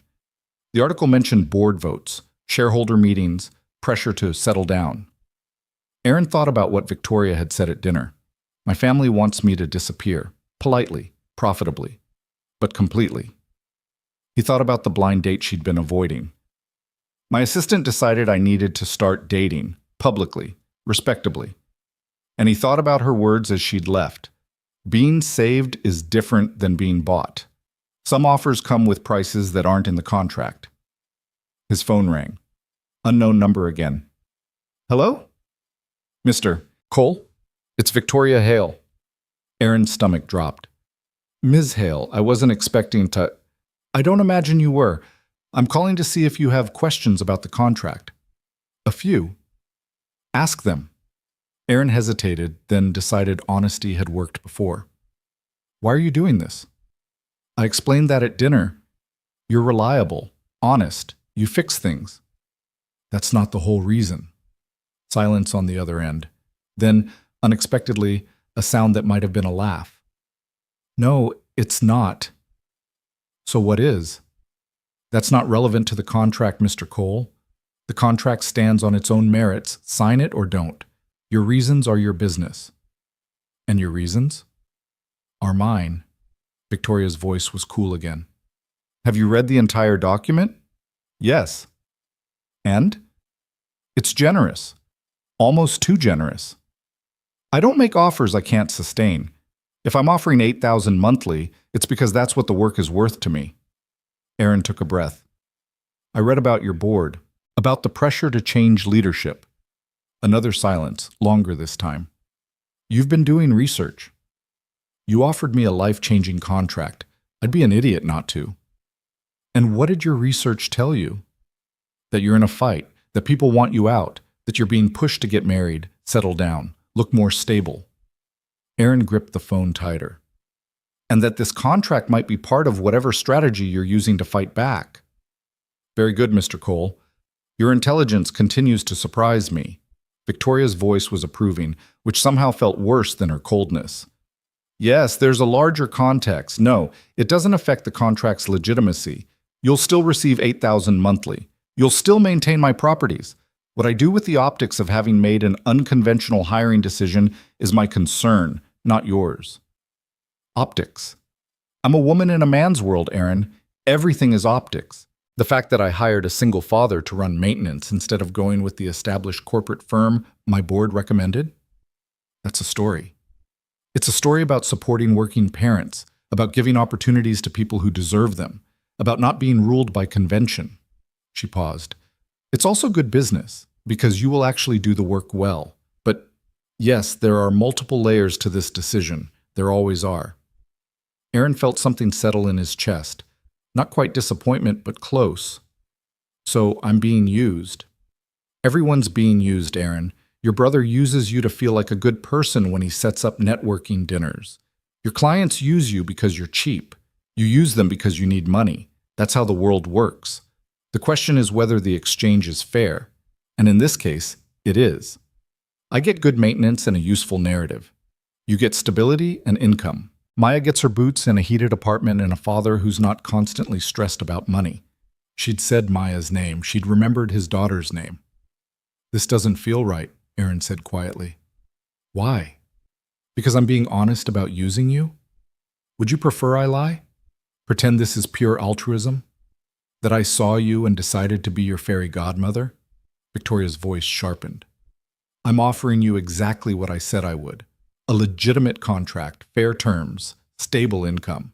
The fact that it also serves my purposes doesn't diminish what it offers you. And when your board situation resolves? When you don't need the optics anymore? The contract is 3 years, Aaron. I honor my contracts. Whatever happens with my board, whether I win or lose, you'll receive every dollar I promised for the full term. Victoria exhaled. I'm not asking you to like me. I'm not asking you to trust me beyond what's on paper. I'm asking if you want financial stability for your daughter. That's the only question that matters. Aaron looked at Maya's drawing on the refrigerator. Best friends. I need to think about it. You have until Friday. Jennifer's expecting your decision. A pause. Aaron? For what it's worth, I respect that you're not jumping at this. Most people would have signed Thursday night without reading a word. The fact that you're questioning it suggests I was right about you. Right about what? That you're someone worth investing in. She hung up. Aaron sat in his kitchen for a long time after that, staring at the contract, trying to untangle what he felt. Anger that he was being used, even if Victoria was honest about it. Hope that maybe, finally, life could get easier. Suspicion that there was still something she wasn't saying. Gratitude that someone with power had noticed him at all. His phone buzzed. A text from David. Whatever you decide, I support you. But remember, you're worth more than your utility to rich people. Don't forget that. Aaron typed back. Thanks. Love you. The response was immediate. Love you too, little brother. Tuesday morning, Aaron took the contract to a legal aid office that offered free consultations for low-income clients. The lawyer who reviewed it, a tired-looking woman named Susan with kind eyes and coffee stains on her blouse, read it thoroughly. It's solid, she said finally. Favorable to you in most respects. The only unusual clause is this exclusivity provision. You can't work for these competitor companies. But unless you were planning to, it's not restrictive. And if I sign it, what am I committing to? 3 years of quality maintenance work, meeting response time requirements, managing subcontractors appropriately. It's a real job, Mr. Cole, a good one. If you can handle the work, I'd recommend signing. Just like that? Susan smiled tiredly. I've reviewed a lot of contracts for people in this office. Usually they're being screwed. Predatory lending, wage theft, illegal evictions. This? This is actually fair. Someone's giving you a real opportunity. My advice? Take it. Wednesday, Aaron visited 3 of the Hale Industries properties listed in the contract appendix. He wanted to see what he'd be maintaining. The first was a residential building in the Upper West Side. Beautiful, well-maintained, the kind of place where doormen wore uniforms and the lobby had fresh flowers. Aaron introduced himself to the building manager, explaining he might be taking over maintenance. Thank God, the manager said. Our current company is useless. Half the time they don't show up. The other half they overcharge. You'd be an improvement if you just answered the phone. The second property was a commercial space in Midtown, offices for a tech company, sleek and modern. The facilities director showed Aaron around, pointing out ongoing issues with the HVAC system, water pressure problems on the upper floors, intermittent electrical issues. We've been complaining to Hale Industries for months, she said. They send different contractors every time. Nobody follows up. It's a nightmare. The third property was mixed use in Chelsea. Retail on the ground floor, apartments above. The superintendent was an older man named Roberto, who'd been working the building for 20 years. You're the one Ms. Hale is hiring? Roberto asked, looking Aaron up and down. Maybe. Still deciding. Decide yes. This building needs someone who gives a damn, someone who shows up, someone who remembers what they fixed last time so they can fix it right this time. Roberto gestured around. I do what I can, but I'm not a plumber, not an electrician. I need support. You give me that, I'll make sure every building sings your praises. By Wednesday evening, Aaron understood what Victoria was offering wasn't just a contract. It was a broken system that needed fixing. Her properties were being poorly maintained by contractors who didn't care, and she was offering Aaron the chance to actually solve the problem. It was real work he could do, work that mattered. Thursday night, Aaron sat Maya down at the kitchen table. Sweetheart, I need to talk to you about something important. Maya looked up from her coloring book, a princess saving a dragon from a mean knight, because she'd decided dragons were misunderstood. Am I in trouble? No, baby, never. But Daddy might get a new job. A bigger one. It would mean more money, which means better things for us. But it also means I'd be really busy for a while, maybe working more hours, maybe stressed while I figure it all out. Maya considered this seriously. At 7, she already understood that money meant security, that Daddy's stress meant their situation was precarious, that better things weren't guaranteed. Would you be happy? She asked. The question surprised him. What? If you take the new job, would it make you happy, or just less worried? Aaron thought about it honestly. Less worried, probably. I don't know about happy. Mommy used to say that less worried was close enough to happy when you had people to love. Aaron's throat tightened. Angela had said that during her treatment, when they'd both been so scared that happy seemed impossible, less worried was close enough when you had each other. She was right, Aaron managed. Then you should take the job. Maya went back to her coloring. We have each other. Less worried sounds good. Friday morning, Aaron put on his suit again and took the subway to Victoria's building, Jennifer Park's office. The contract in his bag, signed on every required page. Jennifer reviewed it quickly, professionally. Welcome to Hale Industries, Mr. Cole. Your first retainer payment will be processed today.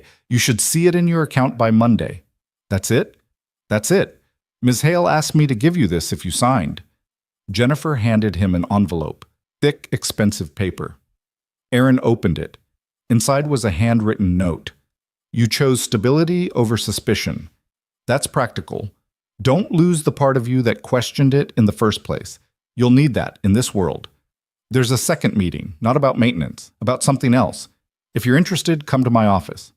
Tonight, 7 p.m. If not, no hard feelings. The contract stands either way. VH. Aaron stared at the note.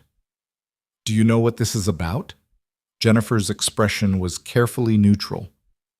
Ms. Hale's personal meetings aren't my business, Mr. Cole, but if she's inviting you, I'd suggest you consider it carefully. Aaron left the building with the contract filed, the note in his pocket, and a decision to make. That evening, he stood outside Hale Industries again. 7 p.m. The building was less crowded now, most workers gone home, the lobby quieter. He could go home. He'd signed the contract. He had what he came for. But Victoria's note had said something else, not about maintenance. And despite everything, despite knowing he was being used, despite understanding she had her own agenda, Aaron was curious. He went inside, the elevator to the 42nd floor. A different receptionist this time, one who was clearly expecting him. Mr. Cole, Ms. Hale is in her office, last door on the left. The office was massive, corner views of the city, furniture that looked like it belonged in an art museum, bookshelves filled with legal texts and corporate histories, and behind a desk that could have doubled as a dining table, Victoria Hale. She stood when Aaron entered. She was dressed more casually than at dinner, slacks and a blouse instead of a suit, but she still radiated that same controlled power. You came, she said. You asked. I suggested. You chose. Victoria gestured to a chair. Sit. We need to talk. Aaron sat. Waited. Victoria walked to the window, looking out at Manhattan spreading below her like a kingdom she ruled but couldn't quite control. You read about my board situation, she said without turning around. Yes. Then you know they want me married, settled, appropriately feminine. She said the last words like they tasted bitter. The blind date Thursday was the first of many my assistant has scheduled. All suitable men, all from good families, all perfectly positioned to make me look like I've finally accepted my place. And you haven't. No. Victoria turned to face him. I've spent 15 years building Hale Industries into what it is today. I took my uncle's dying company and turned it into an empire. I don't intend to hand it over because I won't perform traditional femininity for a board of old men who think power belongs to penises. Aaron almost smiled at the crudeness. So what's your plan? Initially, find someone suitable, marry for appearances, maintain control through strategic image management. Victoria crossed her arms. But Thursday night changed something. What? You walked away from $50 million. Aaron's blood went cold. What? Victoria's expression didn't change. Thursday's conversation wasn't random, Aaron. It was an interview. I was considering offering you a contract marriage, $50 million to play my husband for 3 years, appear at events, provide the image of stability my board wants. No intimacy, no real relationship. Just performance. The room tilted. Aaron gripped the chair arms. But you didn't offer it. No, because when I tested you, when I talked about my situation, about being forced into marriage, about buying someone, you looked disgusted. Not at me, at the concept. And I realized if I offered you money to marry me, you'd refuse. Victoria sat on the edge of her desk. So I offered you the maintenance contract instead. A test, to see if you'd take it, or if your integrity extended even to legitimate business opportunities that came from questionable motives. You tested me. Yes. And I failed by signing the contract? No. You passed. Victoria's voice was quiet. You questioned it. You did research. You consulted a lawyer and your brother. You visited the properties. You made an informed decision based on whether you could actually do the work, not just whether you wanted the money. That's integrity, Aaron. Real integrity. Aaron's head was spinning. So what is this meeting? Another test? No, it's an actual question. Victoria met his eyes directly. I need a husband. For appearances. To protect my company. I can find someone suitable from my world, someone who understands the game, who'll perform perfectly, who won't cause complications.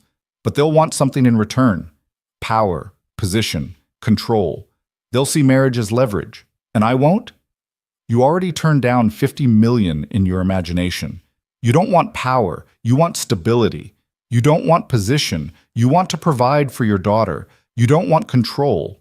You want to be left alone to do your work. Victoria's voice intensified. You're the only person I've met who I could actually trust in this arrangement, because you don't want anything from me except to be paid fairly for legitimate work. Aaron stood up. You're insane. Probably. I'm not marrying you for your corporate board. I know.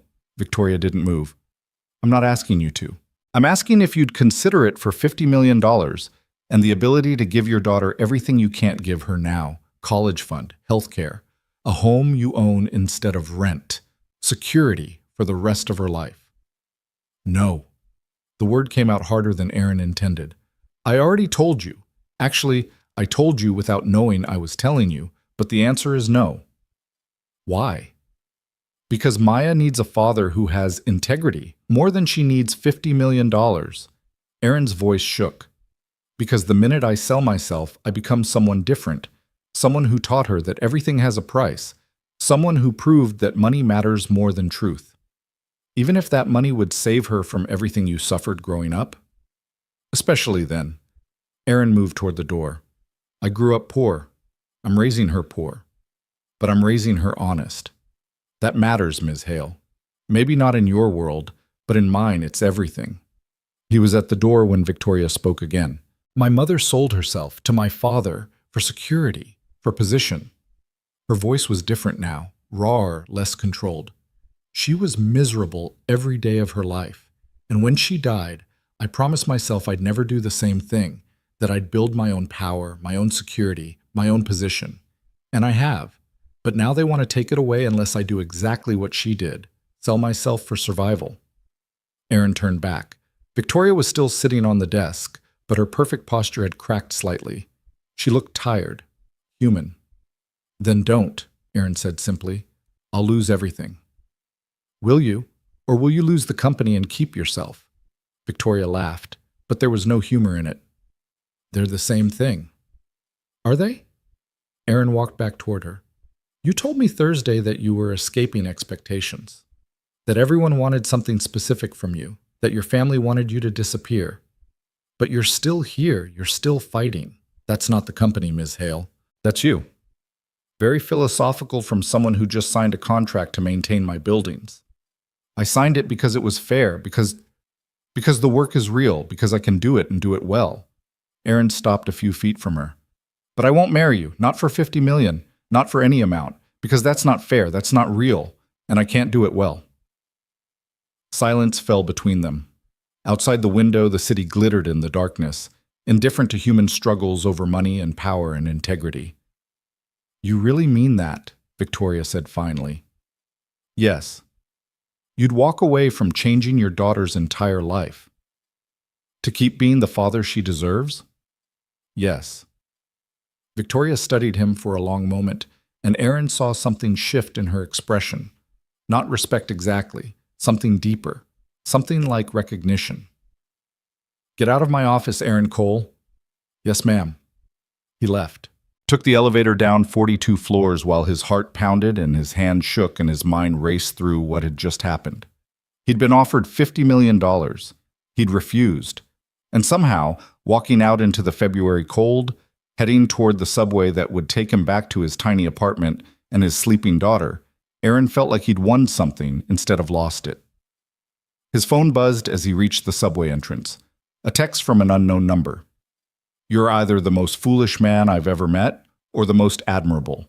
I haven't decided which. The maintenance contract stands. Do good work. Aaron stared at the message for a long moment, then put his phone away and descended into the subway.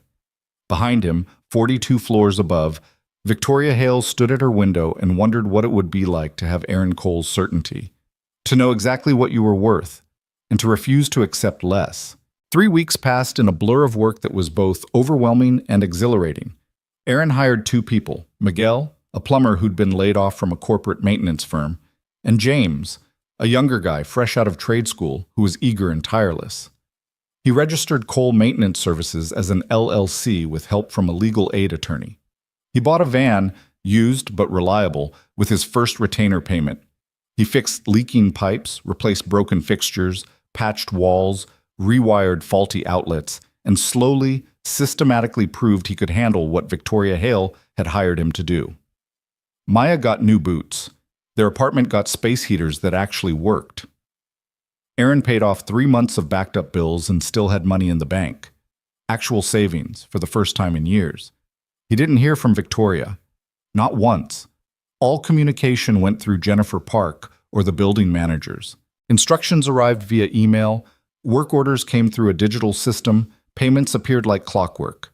It was professional, efficient, and completely impersonal. Aaron told himself that was good. Better.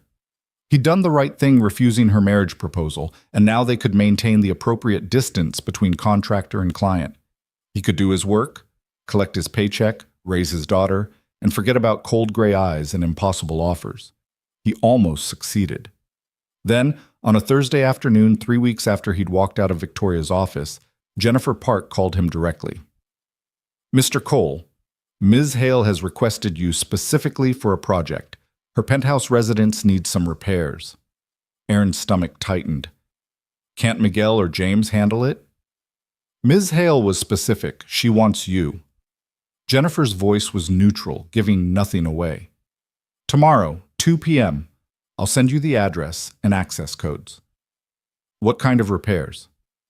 She didn't specify, just said to bring your standard toolkit. After Jennifer hung up, Aaron sat in his van outside a Chelsea apartment building where he'd just replaced a garbage disposal and tried to understand why his hands were shaking. It was just a job, just another property. The fact that it was Victoria's personal residence didn't matter, except it did, and Aaron knew it. The next afternoon, he stood outside a building in Tribeca that made all of Victoria's other properties look modest. The doorman checked his ID against a list, nodded professionally, and directed him to a private elevator that required a keycard Jennifer had messengered over that morning. The elevator opened directly into Victoria's penthouse. Aaron stepped out into a space that was somehow both massive and minimal. Floor-to-ceiling windows offered panoramic views of Manhattan and the Hudson River beyond. The furniture was sleek, expensive, and sparse, like Victoria had hired a designer to create the appearance of a home without actually making it feel lived in. Everything was gray and white and chrome, beautiful and cold as a photograph. "You came." Aaron turned. Victoria stood in the doorway to what looked like a kitchen, wearing jeans and a sweater that probably cost more than Aaron's van. It was the most casual he'd ever seen her, and somehow it made her seem more intimidating, not less, like she was allowing him to see something private. "You requested me specifically," Aaron said. "What needs fixing?" Victoria gestured toward the windows. "The motorized blinds in the bedroom aren't working, and there's a leak under the kitchen sink, and the guest bathroom has a running toilet." All simple repairs. Nothing that required Aaron specifically. Nothing Miguel couldn't have handled. "I'll take a look," Aaron said carefully. He started with the kitchen sink because it seemed safest, a mechanical problem with a mechanical solution. Victoria watched him work from the doorway, arms crossed, silent.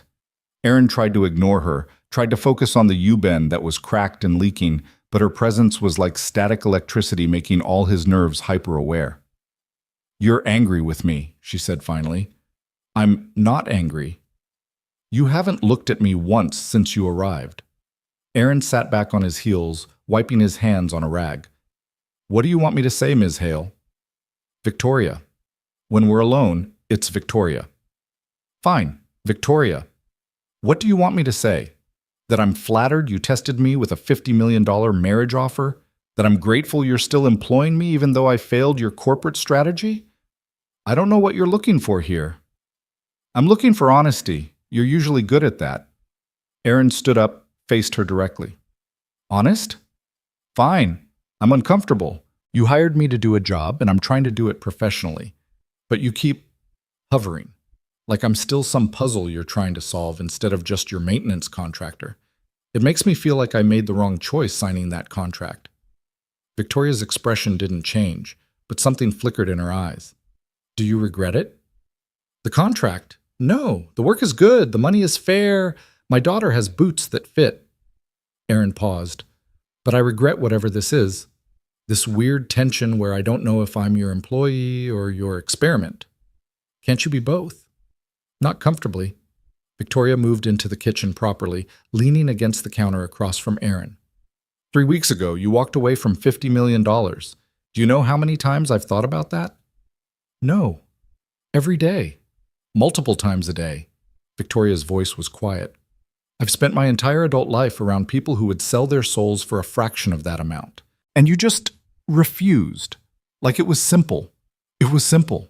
It would have been wrong. Why? Because you'd have been lying to my board? Performing for appearances? Everyone does that, Aaron. Every marriage in my social circle is performance to some degree. Then I feel sorry for everyone in your social circle. Aaron grabbed a wrench from his toolkit. You want me to fix this sink or have a philosophical discussion about the nature of integrity? Both, apparently. Victoria watched him work. My board voted yesterday. They're moving forward with a motion to replace me unless I demonstrate personal stability within 6 months, which is corporate speak for get married or get out. Aaron's hand stilled on the pipe. I'm sorry. Are you?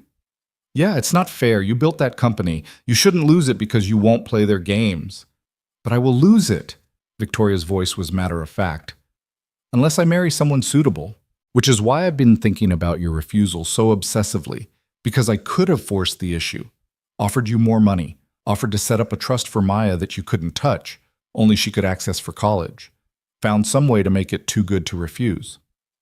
But you didn't. No, because you were right. It would have been buying you, and I spent my entire life watching my mother be bought, watching her die slowly from the transaction. I won't do that to someone else. Victoria was quiet for a moment, even if it cost me everything.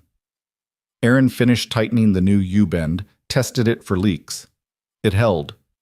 He packed up his tools and stood, facing Victoria across the gleaming kitchen. So what are you going to do? I don't know. For the first time since Aaron had met her, Victoria looked uncertain. The smart play is to find someone from my world who wants the position badly enough to play the role. There are candidates, men who would marry me for the access to my wealth and power. We'd negotiate terms, sign agreements, perform for the cameras. It would work. But I'd hate every second of it. I'd become my mother, and I'd rather lose the company than lose myself. Victoria met his eyes, which is possibly the most foolish thing I've ever said out loud. Aaron found himself smiling despite everything. Welcome to the Club of Foolish Integrity. Membership fee is everything you can't afford to lose. Victoria almost smiled back. Almost. Is it worth it? Being in that club? Ask me when my daughter's grown and I can see what kind of person she became. If she's honest and strong and true to herself, then yeah, it was worth it. Aaron picked up his toolkit. The toilet and the blinds? Can wait. Victoria straightened. I didn't actually need you here for repairs, Aaron. I needed to talk to someone who wasn't trying to use me or save me or manipulate me. Someone who'd just tell me the truth. And the truth is you should let them take your company rather than marry someone you don't love for appearances. Is that what you think? Aaron considered carefully. I think you already know what you should do. You're just scared to do it, which is fair. Losing something you built would terrify anyone. But you asked for honesty, so here it is. You're Victoria Hale. You built an empire once. If you lose this one, you'll build another. But if you sell yourself, you don't get that back. The silence that followed was heavy with something Aaron couldn't quite name. Victoria stared at him like he'd just spoken a language she'd forgotten she knew. You make it sound simple. It is simple. It's just not easy. Aaron moved toward the elevator. I should go. Maya's expecting me for dinner. Aaron, Victoria's voice stopped him. Thank you. For what? For treating me like a person instead of a corporation.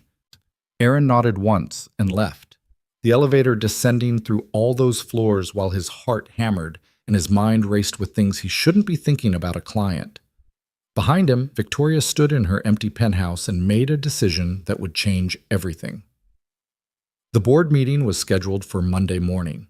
Victoria spent the weekend preparing, not a defense of her leadership or a presentation about growth metrics, but a simple resignation letter. She would step down voluntarily, take a substantial payout, and let her uncle's chosen successor destroy what she'd built. It would hurt. It would feel like failure, but it would be honest. Sunday evening, she sat in her office reviewing the letter for the 100th time when Jennifer knocked. You have a visitor. He doesn't have an appointment, but he says it's urgent. Who? Aaron Cole. Victoria's stomach dropped. Send him in. Aaron entered looking uncomfortable in khakis and a button-down shirt, his attempt at business casual, probably. He carried a folder under his arm and had the expression of someone who'd made a decision he wasn't entirely comfortable with. I'm sorry to just show up, he said without preamble, but I needed to talk to you before tomorrow. How did you know about tomorrow? Miguel's girlfriend works in your corporate office. Word gets around?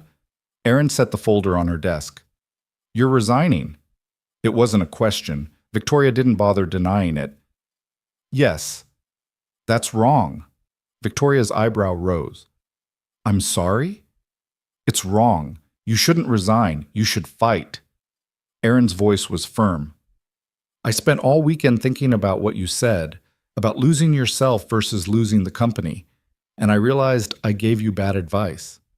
You told me to choose integrity over performance. That's not bad advice. It is when there's a third option. Aaron opened the folder. Inside were printouts, news articles, financial reports, things Victoria recognized as public information about Hale Industries. I did research. Your company's value has tripled since you took over. Employee satisfaction is up 40%. You've invested in sustainable development, affordable housing projects, community programs. You didn't just build a profitable company, you built one that actually does good. And if you resign, your uncle's pick takes over. I looked him up. Marcus Hale. He's on record saying your social programs are wasteful, that affordable housing dilutes property values, that sustainability is a luxury the company can't afford. Aaron's voice intensified. If he takes control, he'll gut everything you built, not just the company, the good parts, the parts that help people. Victoria felt something cold settle in her chest. I know. So fight. Don't give it to him. Aaron, I appreciate this, but you don't understand corporate politics. The board has made their decision. Without a husband to make me look stable, I'm out. That's the reality. Then get a husband. The words hung in the air between them. Victoria stared at Aaron, trying to understand what he was saying. 3 weeks ago, you refused $50 million to be that husband. I know. What's changed? Aaron took a breath, and Victoria watched him gather courage like a man about to jump off a cliff. I spent 3 weeks telling myself I did the right thing, that integrity mattered more than money, that teaching Maya the right values was worth staying poor, and all of that was true. But it was also incomplete. Meaning integrity isn't just about refusing bad deals. It's about recognizing when a deal could do good beyond yourself. Aaron gestured to the folder. If you resign, Marcus Hale guts affordable housing programs that help families like mine. He cuts sustainability initiatives that protect the future Maya will inherit. He turns your company into just another corporation that extracts wealth without giving back. And I realize that my refusal, my precious integrity, contributes to that. By walking away, I'm complicit in letting good things die. Victoria felt her heart beating too fast. So what are you saying? I'm saying the offer you made 3 weeks ago? I'll take it. I'll marry you for the contract, for appearances, for 3 years or however long it takes to secure your position. Aaron's voice was steady despite the magnitude of what he was offering. Not for $50 million. For the original contract you actually gave me, $8,000 monthly for maintenance work. That's all I want. That's all I need. Aaron, that's insane. I'd be giving up nothing I actually need. Maya and I are fine with 8,000 a month. We're better than fine. We're stable. But if I can marry you, help you keep your company, and ensure that company continues doing good work, that's using my situation to help more people than just myself. That's not selling out. That's actually stepping up. Victoria walked to the window, unable to look at him while her mind raced through implications. The board would see through it. A maintenance contractor suddenly marrying the CEO, it would look desperate. Would it? Or would it look like a powerful woman who doesn't care about social expectations, who chooses someone based on character instead of pedigree? Aaron moved closer. You could spin it however you want. A romance that developed despite class differences. A modern love story. Hell, say you were tired of men in your social circle and wanted someone real. The story doesn't matter. The marriage certificate does. And after 3 years? When the board is satisfied and we divorce? We go back to our normal arrangement. You run your company. I maintain your properties. Maya and I live our lives. Aaron's expression was serious. I'm not asking for forever, Victoria. I'm offering a partnership, a real one, where we both get something we actually need. You get to keep your company. I get to know I helped preserve something good in the world. Victoria turned to face him fully. You realize what you're offering. 3 years of performing, of attending events, of being photographed, of pretending to be my husband in public while being a stranger in private. It's exactly what you found disgusting 3 weeks ago. No, 3 weeks ago I found being bought disgusting. This isn't buying, this is trading. I give you legitimacy. You give me the knowledge that affordable housing programs continue. That's a fair exchange. Aaron met her eyes directly. And maybe, on some level, it's me refusing to let good people lose just because bad people play dirtier. The silence that followed was enormous. Victoria studied Aaron's face, looking for any sign of doubt or desperation or hidden agenda. She found none. Just that same stubborn integrity, now pointed in a different direction. If we do this, she said slowly, it has to be convincing. We'd need a backstory, a timeline, photos, appearances, evidence of a relationship. The board will investigate. They'll look for any excuse to claim fraud. So we give them a real relationship, just not a romantic one. Aaron's voice was practical. We're already working together. You've been to my apartment, or you could be. I've been to yours. We could say we met through work, found we respected each other, started spending time together. It's close enough to the truth that we wouldn't have to lie much. You'd have to move in with me. Here, for appearances. Aaron's face went pale, but he nodded. Maya too? Maya too. We'd need to look like a real family. Victoria felt something twist in her chest at the thought of a 7-year-old girl in this cold, perfect penthouse. You'd have your own room, privacy, but in public, we'd have to sell it. I can do that. Aaron paused. Can you? Can I what? Pretend to care about someone like me, someone who doesn't belong in your world. Victoria walked back to her desk, gripped the edge of it. Aaron, I don't have to pretend to respect you. I already do. Possibly more than anyone else I know. The rest is just acting. So that's a yes? Victoria should say no. Should tell him this was crazy, that she'd rather resign than drag him and his daughter into her corporate warfare. Should protect him from the scrutiny, the pressure, the invasive media attention that would come with marrying her. But she thought about Marcus taking over, thought about affordable housing programs being gutted, thought about all the families like Aaron's who would lose opportunities because her uncle valued profit over people. And she thought about Aaron standing in her office, offering himself not for money, but for principle.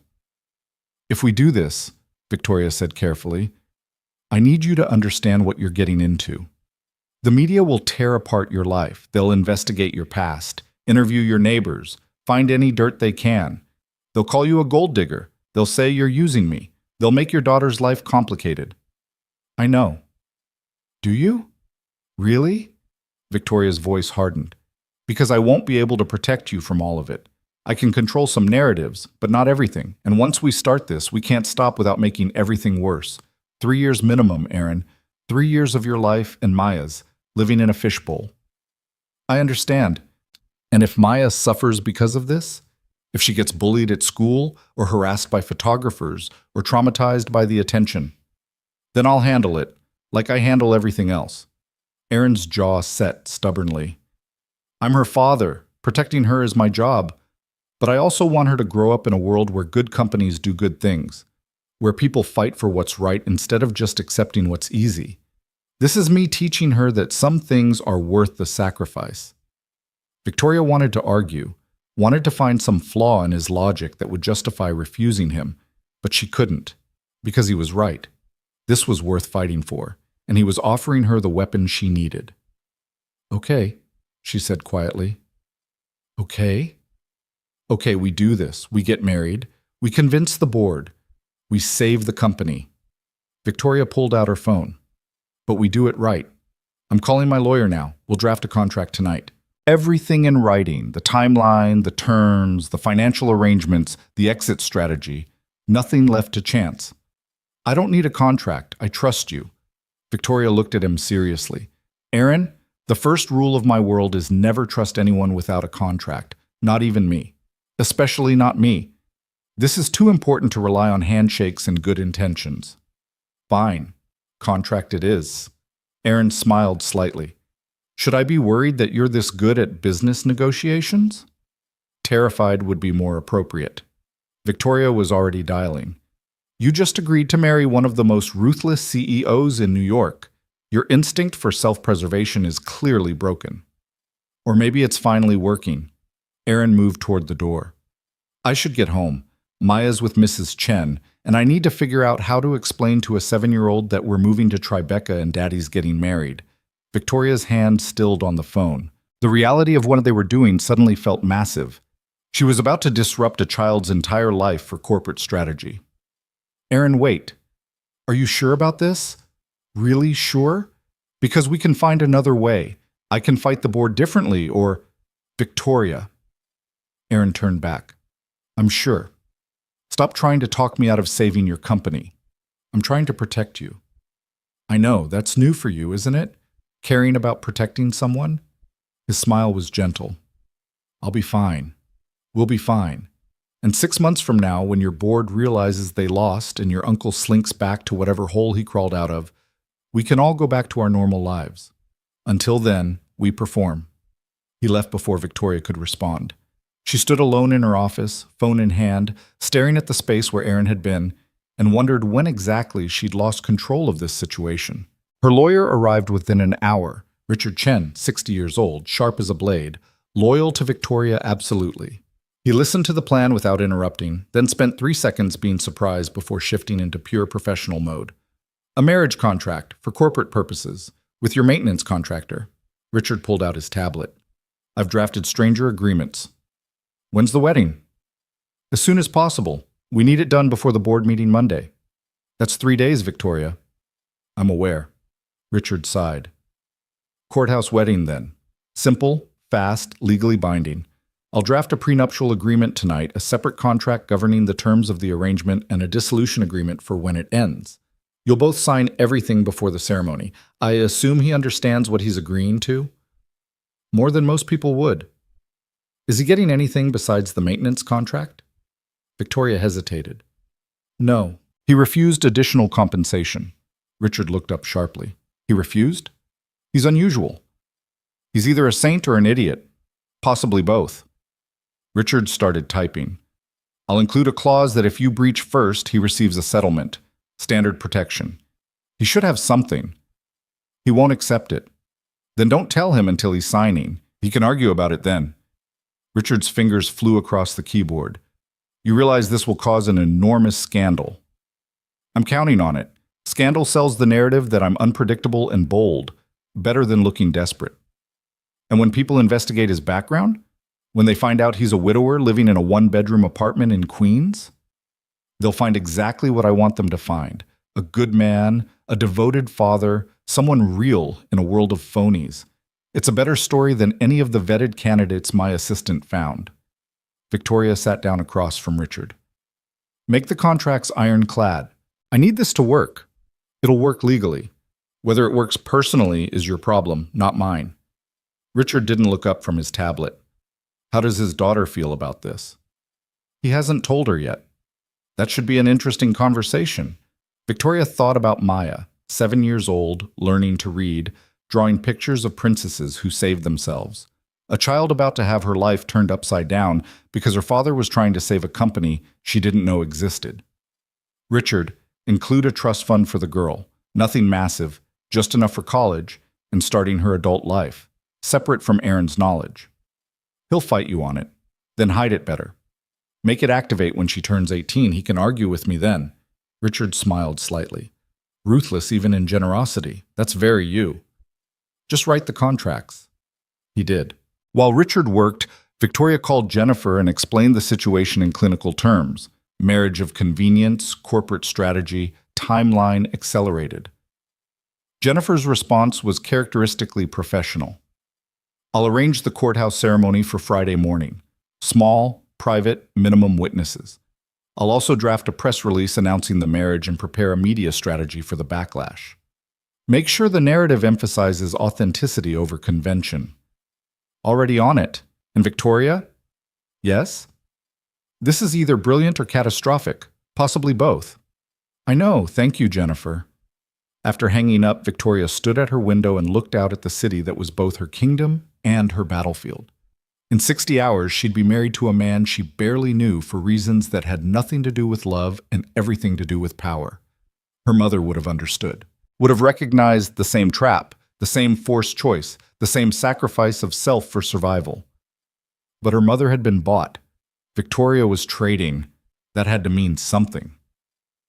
Across the city, in a small Queen's apartment, Aaron sat on Maya's bed and tried to figure out how to explain the unexplainable. Sweetheart, you know how I've been doing work for that company? Hale Industries? Maya looked up from her book about a princess who tamed dragons. Uh-huh. You said the lady who owns it is really smart. She is, and she's also in trouble. Bad people are trying to take her company away because she won't do what they want. That's not fair. No, it's not. So I'm going to help her. Aaron took a breath. By marrying her. Maya blinked. Once. Twice. Like how you married Mommy? Not exactly. I loved your mom. This is different. This is helping a friend who needs help. We'd live together and act like we're married, but really we're just partners, working together. Like a team? Exactly like a team. Maya processed this with the serious concentration she applied to math problems. Would we have to move? Yes. To a big apartment in Manhattan. You'd have your own room, a big one. Would I have to change schools? Aaron hadn't thought about that. Panic flickered. Maybe. I don't know yet. I like my school. Sophie's there. I know, sweetheart. We'll figure it out. Maybe we can keep you at your same school, take the subway every morning. Maya was quiet for a long moment. Then, does Victoria have kids? No. Would she be nice to me? Aaron thought about Victoria's cold exterior, her calculating intelligence, the way she'd looked when she talked about her mother. I think she would. She's not warm like Mrs. Chen, but she's fair and honest. Okay, Maya went back to her book. Okay, that's it? Daddy, you said she needs help. You always help people. That's what you do. Maya looked up at him with Angela's eyes. Mommy used to say helping people is how we make the world better, even if it's hard. Aaron felt his throat close. Your mom was right. So we help Victoria. We move to the big apartment. I get a new room, and you marry her to save her company. Maya said it like she was listing the steps to baking cookies. When do we move? This weekend. That's really soon. I know. Are you scared? Maya considered. A little, but also excited. I've never had my own room before. Aaron pulled her into a hug, breathing in the kid shampoo smell of her hair, feeling the weight of what he was doing settle onto his shoulders like a physical thing. I love you, Maya, more than anything. If this gets too hard, if you hate it, we can stop. Okay? Your happiness matters more than any company. I know, Daddy. Maya squeezed him back. But we should try first. Maybe it'll be an adventure. An adventure. That's what his 7-year-old daughter was calling the arrangement that would define the next 3 years of their lives. Aaron held her tighter and hoped she was right. Friday morning arrived cold and bright. Aaron wore his wedding suit, the same one he'd married Angela in, altered slightly because he'd lost weight in the years since. Maya wore her church dress, the nice one they'd bought for Easter last year. Victoria wore cream and looked like money personified. The courthouse ceremony was brief, sterile, witnessed by Jennifer Park and Richard Chen and no one else. The officiant recited words Aaron barely heard over the roaring in his ears. Victoria's hand was cold in his when they exchanged rings, simple bands, gold, ordered overnight and engraved with nothing. "You may kiss the bride." Victoria leaned in and pressed her lips to Aaron's for exactly 2 seconds. It was chaste, professional, and felt like signing a contract. "Congratulations," the officiant said, smiling like this was a normal wedding. It wasn't, but it was done. They signed papers. Richard witnessed. Jennifer photographed. For the press release, she explained. And then Aaron Cole was married to Victoria Hale, and there was no going back. Outside the courthouse, a car waited, black, expensive, anonymous. Maya climbed in first, eyes wide at the leather interior. Aaron followed. Victoria slid in last, and the driver pulled away into Manhattan traffic. "The press release goes out in 1 hour," Jennifer said from the front seat. "Prepare for your phones to explode." "What do we do?" Aaron asked. "Nothing," Victoria answered. "Let them speculate, let them investigate, let them write their think pieces about class and love and modern marriage. We say nothing until the board meeting Monday. Then I introduce you, and we win." "That simple?" Victoria's smile was sharp as broken glass. "That simple." But Aaron saw her hand trembling slightly where it rested on her knee, and he realized she was just as terrified as he was. They'd jumped, both of them. Now they'd find out if they could fly or if they'd just fall faster together. The explosion came faster than Aaron expected. By the time the car pulled up to Victoria's building, his phone was already vibrating continuously with texts and calls. David's name appeared 17 times. Unknown numbers filled his voicemail. News alerts flashed across his screen with headlines that made his stomach drop. Billionaire CEO Victoria Hale marries. Mystery man in secret ceremony. From handyman to husband, the Cinderella story no one saw coming. Hale Industries shocker. Victoria Hale weds working-class contractor. Victoria glanced at her own phone and set it to silent without reading anything. "Don't engage, not yet." Maya pressed her face against the car window, staring up at the building that was now, impossibly, her home. "It's so tall." "How many floors?" 47, Victoria said. "We're on the top." "The very top?" "Yes." "Wow." Maya's eyes were saucers. "Can you see everything from up there?" "Almost everything." Victoria's voice softened slightly. "Would you like to see your room?" The penthouse felt different with a child in it. Maya's presence, her running footsteps, her delighted gasp when she saw the bedroom Victoria had hastily converted, her immediate sprawl across the floor to examine the view, made the cold, perfect space seem suddenly inadequate, like a museum trying to pretend it was a home. "This is mine?" Maya asked, staring at a room 3 times the size of the one she'd left behind. "Just mine." "Just yours." Victoria stood in the doorway, looking oddly uncertain. "I had some furniture delivered. If you don't like it, we can change it." The room was decorated in soft purples and grays, with a bed that looked like it belonged to an actual princess, a desk by the window, and bookshelves already lined with new books. Aaron recognized none of it from their apartment.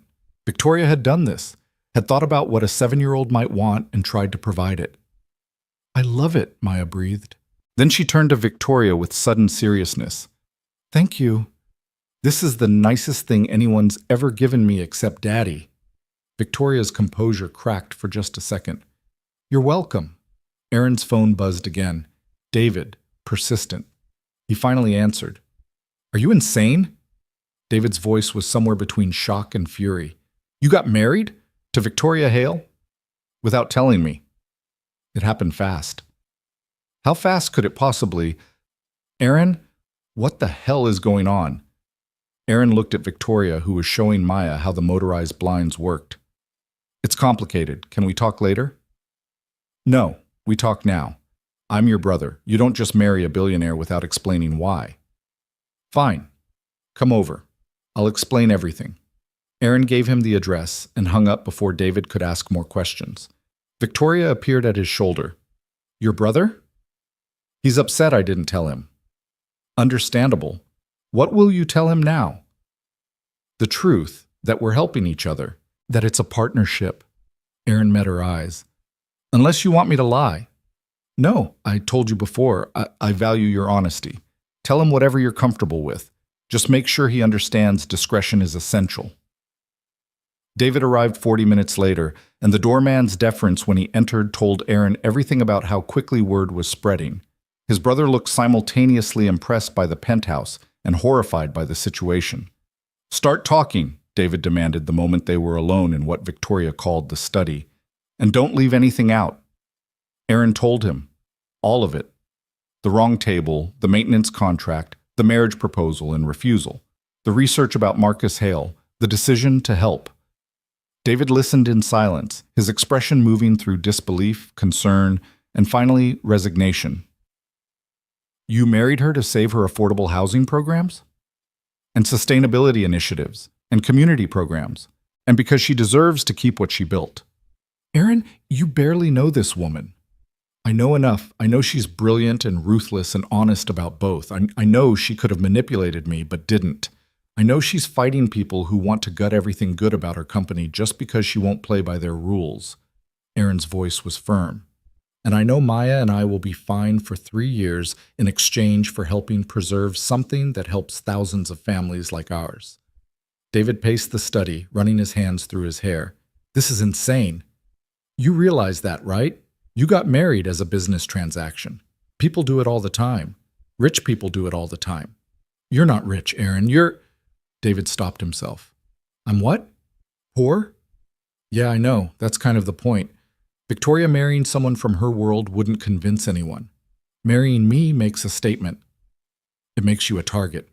David's voice dropped. The media will eat you alive. They'll call you a gold digger, a con artist, opportunist who seduced a billionaire. They'll tear apart your life, Angela's memory, everything. Are you prepared for that? Aaron thought about the headlines already multiplying on his phone. No, but I'm doing it anyway. Why? David's frustration was palpable. Why risk Maya's peace, your privacy, everything, for a woman you just met? Because someone has to stand up to people like Marcus Hale. Because affordable housing programs matter. Because if I don't use the leverage I accidentally have, I'm complicit in letting good things die. Aaron met his brother's eyes. And because for once in my life, I'm in a position to actually help on a scale bigger than fixing someone's sink. I have to try. David stared at him for a long moment. Then he sighed, deep and exhausted. You're either the noblest idiot I've ever met or the most idiotic noble person. I can't decide which. Can I be both? Apparently. David pulled Aaron into a hug. I still think you're crazy, but I've got your back. Whatever happens, you call me, day or night. Understood? Understood. After David left, Aaron found Victoria in her office working through emails with the focused intensity of someone trying to outrun their own thoughts. She looked up when he entered. How did he take it? About as well as expected. Called me crazy, promised support, left worried. Aaron sat down across from her desk. Your turn. How's your world reacting? Victoria's smile was bitter. My uncle called 6 times. My board members are in chaos. The media is speculating wildly. Jennifer's fielding interview requests from everyone, including the Times. She paused. And my assistant forwarded me a congratulations email from the man I was supposed to meet for that blind date. He said I clearly found what I was looking for, wished me well, and attached his business card in case I ever need corporate law services. It was remarkably gracious for someone I stood up. Do you regret it? Any of it? Victoria considered the question seriously. Ask me Monday, after the board meeting. If this works, no. If it fails spectacularly, probably. Comforting. I'm not in the business of comfort, Aaron. I'm in the business of winning. But her voice lacked its usual edge. She sounded tired. When's the last time you ate something? Aaron asked suddenly. Victoria blinked at the change of subject. What? Food. When did you last eat actual food? I don't. Coffee this morning? That's not food. Aaron stood. Come on. We're ordering dinner. I have work. The work will be here tomorrow. Maya needs dinner. You need dinner. I need dinner. We're eating together like a normal family because that's what we're supposed to be now, remember? Aaron held out his hand. Unless you want your board to find out you can't even manage a family dinner. Victoria stared at his outstretched hand like it was a foreign object. Then, slowly, she took it and let him pull her up. They ordered Chinese food, too much of it, because Aaron wasn't sure what Maya would eat, and Victoria had no idea what normal people ordered. When it arrived, they spread it across the dining table that probably hadn't been used in months. Maya immediately claimed the lo mein, Victoria picked at kung pao chicken, and Aaron worked his way through fried rice while trying to pretend this wasn't the strangest dinner of his life. Victoria, Maya said suddenly, can I ask you something? Of course. Why don't you have any pictures? Victoria looked confused. Pictures? In your house. Daddy has pictures of Mommy everywhere. Mrs. Chen has pictures of her grandkids, but you don't have any pictures of anybody. Maya's observation was innocent, but it cut. Victoria set down her chopsticks carefully. I suppose I never thought to display any. Don't you have people you love? The silence that followed was enormous. Aaron started to intervene, to redirect Maya, but Victoria spoke first. Not many. And the ones I did love weren't always happy memories. Oh, Maya processed this. That's sad. Yes, it is. You can share our pictures if you want. We have lots of Mommy. She was really pretty and nice. She would have liked you. Victoria's expression did something Aaron had never seen before. It softened completely, vulnerability replacing the usual armor. Thank you, Maya. That's very kind. You're welcome. Can I have more lo mein? The moment passed, but Aaron saw Victoria's hand shake slightly as she reached for her water glass. Later, after Maya was asleep in her new princess bed, and Aaron was setting up his own room across the hall, Victoria appeared in his doorway. Your daughter is remarkable, she said quietly. I know. She sees things, people, without the filters most of us develop. It's a gift and a curse. Makes her honest, which is wonderful, but it also means she'll get hurt by dishonest people. Aaron hung up his wedding suit, the one that had now served for 2 marriages. I worry about that, about how this arrangement will affect her ability to trust. We'll protect her, Victoria said with surprising firmness. That's non-negotiable. Whatever happens between us, with the board, with any of this, Maya's well-being comes first. You mean that? I do. Victoria leaned against the doorframe. I've spent my life in a world that treats children as accessories or obligations, but watching her tonight, the way she just exists, authentically, without performance, it reminded me what I'm fighting for. Not just the company. The possibility that good things can survive in a world designed to corrupt them. Aaron studied her face, this woman who is now legally his wife, legally Maya's stepmother, legally bound to them for 3 years. You're not as cold as you pretend to be. Don't tell anyone. It would ruin my reputation. Your secret's safe with me. Aaron paused. Victoria, thank you. For the room. For being kind to Maya. For trying. She makes it easy. You both do. Victoria straightened. Get some rest. Monday's going to be intense. She left before Aaron could respond. He finished unpacking in silence, hanging his 4 shirts next to the empty space where a wife's clothes should be, and wondered what Angela would think of this impossible situation. The weekend passed in a strange blur of adjustment. Maya explored every corner of the penthouse with the enthusiasm of a puppy in a new home. Aaron fielded calls from concerned friends and former clients who'd seen the news. Victoria worked constantly, preparing for Monday's board meeting with the focus of a general planning a decisive battle. On Sunday evening, Jennifer arrived with a team, stylist, media coach, photographer. Aaron found himself subjected to a makeover he neither wanted nor understood. You need to look the part, the stylist explained, measuring him for suits Aaron would never have chosen. Polished but authentic. Successful but relatable. Like you belong with her without losing yourself. That's a lot of contradictions. Welcome to brand management. They dressed him in charcoal gray, tailored within an inch of its life. They styled his hair. They coached him on posture, on how to stand next to Victoria, on where to look when cameras flashed. The media coach drilled him on potential questions. Why did you marry her? Because I fell in love with who she is, not what she has. Did you know she was a billionaire when you met? I knew she was successful. I didn't know the specifics until later. It didn't matter. What do you say to people who claim you're a gold digger? That they don't know me or my daughter or what we value. Money didn't bring us together. Respect did. On and on, until Aaron could recite the approved responses in his sleep. Victoria endured her own preparation in another room, though Aaron suspected she needed it less. She'd been performing her entire life. That night, after everyone left and Maya was asleep, Aaron found Victoria on the terrace despite the February cold. She stood at the railing, looking out at the city that never stopped glittering, never stopped demanding. Nervous? He asked, joining her. Terrified, she admitted. If this fails tomorrow, I lose everything. The company, my position, my credibility, and I'll have dragged you and Maya into my failure for nothing. It won't fail. You don't know that. No, but I believe it. You're brilliant, prepared, and fighting for something that matters. That counts for something. Victoria turned to look at him, really look at him, in the dim light from the windows. Why did you really agree to this, Aaron? The truth. Not the official story about affordable housing programs. Aaron thought carefully before answering. Because you were brave enough to build something good in a world that rewards cruelty, and I couldn't stand the idea of watching brave people lose while cowards won. Simple as that.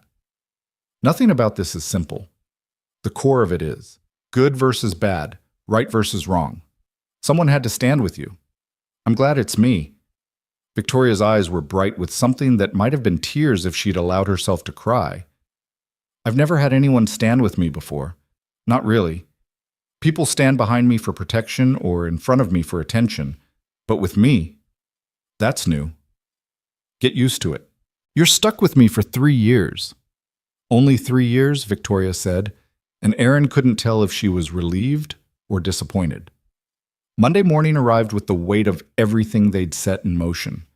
Aaron dressed in his new suit, feeling like a stranger in his own skin. Maya wore a new dress Victoria had bought. Navy blue, appropriate, expensive. Victoria herself was armor-plated in a black suit that said power without saying anything else. Remember, she told Aaron in the car ride over, you're there for support, not participation. Stand with me. Look confident. If anyone asks questions, deflect to me. Your job is to exist believably as my husband. I can do that. And Maya? Victoria glanced at the little girl sitting between them, unusually quiet. She stays with Jennifer during the meeting. I don't want her exposed to the boardroom. Okay. The Hale Industries headquarters was downtown, glass and steel stabbing into the gray sky. News vans crowded the street. Reporters shouted questions the moment their car pulled up. Security surrounded them immediately, creating a corridor through the chaos. Victoria, is it true you married a maintenance worker? Aaron, did you know about her wealth? Is this a publicity stunt? How long have you been together? Victoria's face was impassive stone. Aaron kept his eyes forward, his hand in Victoria's because that's what the media coach had said to do. Maya clutched his other hand, frightened by the noise and lights. Inside, the lobby offered brief respite. Jennifer met them immediately, taking Maya gently. I've got her. There's a private office set up with games and books. She'll be safe. Daddy? Maya looked uncertain. Aaron knelt down. I'll be back in an hour. Jennifer's going to take care of you. Be brave, okay? Like your princesses. Okay, Daddy. Maya hugged him tight, then whispered, Is Victoria scared? Maybe a little. Tell her she can be brave too. I believe in her. Aaron's throat closed. He kissed Maya's forehead and let Jennifer lead her away. When he stood, Victoria was watching him with an expression he couldn't quite read. She believes in me, Victoria said quietly. A 7-year-old who's known me for 3 days believes in me. Kids are good judges of character. Or terrible ones. But Victoria's voice held something warm. Come on, time to win or lose everything. The boardroom was on the 45th floor, all glass walls and intimidation. 15 people sat around a massive table, powerful people, wealthy people, people who controlled billions in assets and hundreds of careers. At the head sat a man in his 60s with Victoria's eyes and none of her warmth. Marcus Hale. "Victoria," he said, his voice dripping false courtesy. "How kind of you to join us, and you've brought a guest." "My husband," Victoria corrected, her voice ice sharp. "Board members, I'd like to introduce Aaron Cole. We were married Friday." The room erupted. Questions, objections, demands for explanation. Marcus let it continue for exactly 30 seconds before raising his hand for silence. "This is highly irregular, Victoria. Marrying days before a crucial board meeting? It looks desperate." "It looks like I found what I wanted and didn't wait for permission," Victoria countered. "Aaron and I met months ago through work. We developed a relationship based on mutual respect. When we decided to marry, we saw no reason to delay or make a spectacle of it." "Months ago?" A woman at the table, board member Harrison, looked skeptical. "Yet no one knew you were seeing anyone." "I value privacy. As does Aaron. Our relationship wasn't your business until it became relevant to these proceedings." "And the timing is just coincidence?" Marcus's smile was predatory. "You marry days before we vote on leadership changes that require demonstrated personal stability?" "The timing is because I refuse to let you dictate my personal choices." "You wanted me married? I'm married. You wanted stability? I've built a life with a good man who understands what matters." Victoria's voice was steel. "This marriage isn't a performance for you, Uncle. It's my life." Marcus turned to Aaron, his gaze calculating and cold. "Mr. Cole, you're a maintenance contractor, correct?" "I am." Aaron kept his voice steady. "And you maintain Victoria's properties through a contract with Hale Industries?" "Yes." "How convenient. You marry your employer and secure your business interests simultaneously."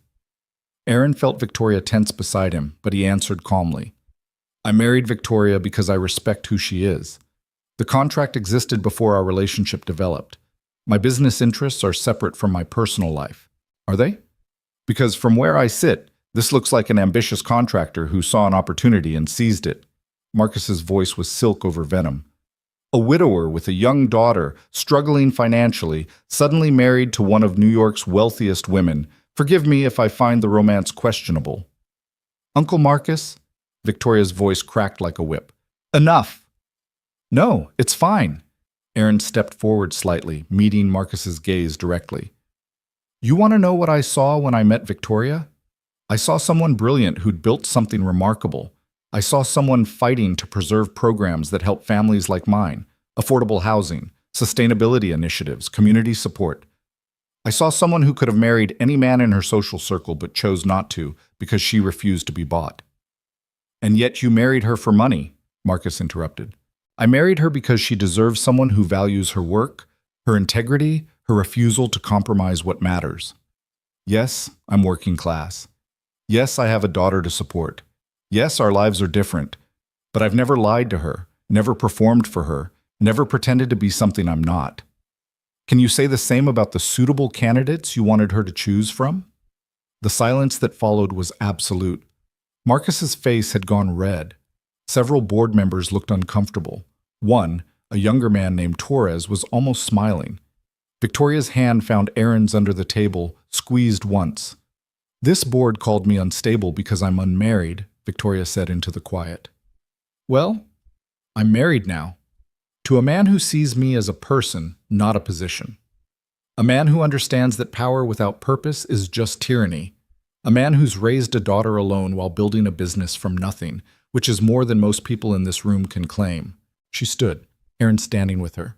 "I've met your requirements. I've demonstrated personal stability.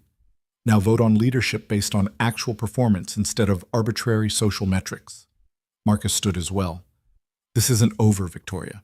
This marriage is transparently strategic, and the board will investigate its legitimacy." "Investigate all you want. You'll find a legal marriage, genuine respect, and a partnership that doesn't require your approval." Victoria's smile was sharp. "Meeting adjourned. We vote next week on leadership. Come prepared with actual business arguments instead of personal attacks. She walked out, Aaron beside her, leaving the boardroom in chaos behind them. In the elevator, descending toward Maya in safety, Victoria finally let out a breath. That was intense, Aaron offered. Effective. Maybe. We'll see. Victoria's hand was still in his. Thank you for what you said about seeing me as a person. It's true. I know. That's what made it powerful. The elevator opened. Let's collect your daughter and go home. I need to remember why I'm fighting this battle. They found Maya in Jennifer's office, surrounded by drawings she'd made, all of them featuring a tall woman, a medium man, and a small girl holding hands. Dragons and princesses mixed with skyscrapers and stars. Did you win? Maya asked immediately. Not yet, Victoria said, but we're still fighting. Good. Maya gathered her drawings. I made these for our house, so there are pictures now. Victoria took one, a drawing of the three of them standing on top of a building labeled Home with the city spread below. Maya had drawn them smiling. It's perfect, Victoria said, and her voice broke just slightly. We'll hang it in the living room. Really? Really? That evening, after the news coverage and the social media explosion and the hundreds of think pieces about class and marriage and modern love, Aaron stood in the penthouse living room and watched Victoria hang Maya's drawing in a place of honor above the fireplace. The cold, perfect space suddenly had a child's art on the wall. It wasn't much, but it was something. We might actually pull this off, Aaron said quietly. Victoria stepped back to examine the drawing's placement. We have to. Too many people are counting on us now. Like who? Like every family in our affordable housing programs. Like every employee who believes in what we're building. Like Maya, who drew us smiling together. Victoria turned to face him. Like you, who sacrificed your privacy and peace for principles. Like you, who's fighting an empire to keep your integrity. They stood in the dimming light, two people bound by contract and circumstance, trying to hold on to something good in a world designed to crush it. Outside, the city glittered indifferent. But inside, in this moment, they had each other's backs, and that would have to be enough. The week following the board meeting was a storm of scrutiny that made the initial media frenzy look gentle. Private investigators appeared outside Maya's school. Reporters called Aaron's old clients, his neighbors, Mrs. Chen.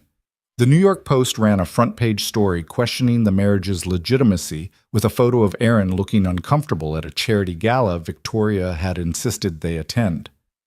The headline read, "Fairy Tale or Fraud?" Aaron tried to shield Maya from the worst of it, but she was 7, not stupid. She heard things at school. Kids repeated what their parents said at dinner. One afternoon, she came home with red eyes. Sophie's mom said you married Victoria for money, Maya reported, climbing onto the couch next to Aaron. She said it's wrong to marry someone you don't love.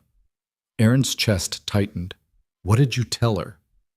I said you and Victoria are a team, like superheroes, and teams don't have to be in love, they just have to trust each other.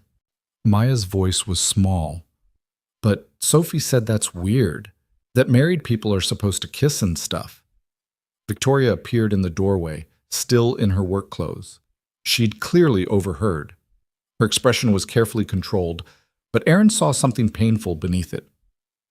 Maya, Victoria said quietly, coming to sit on Maya's other side. Can I tell you something true? Okay?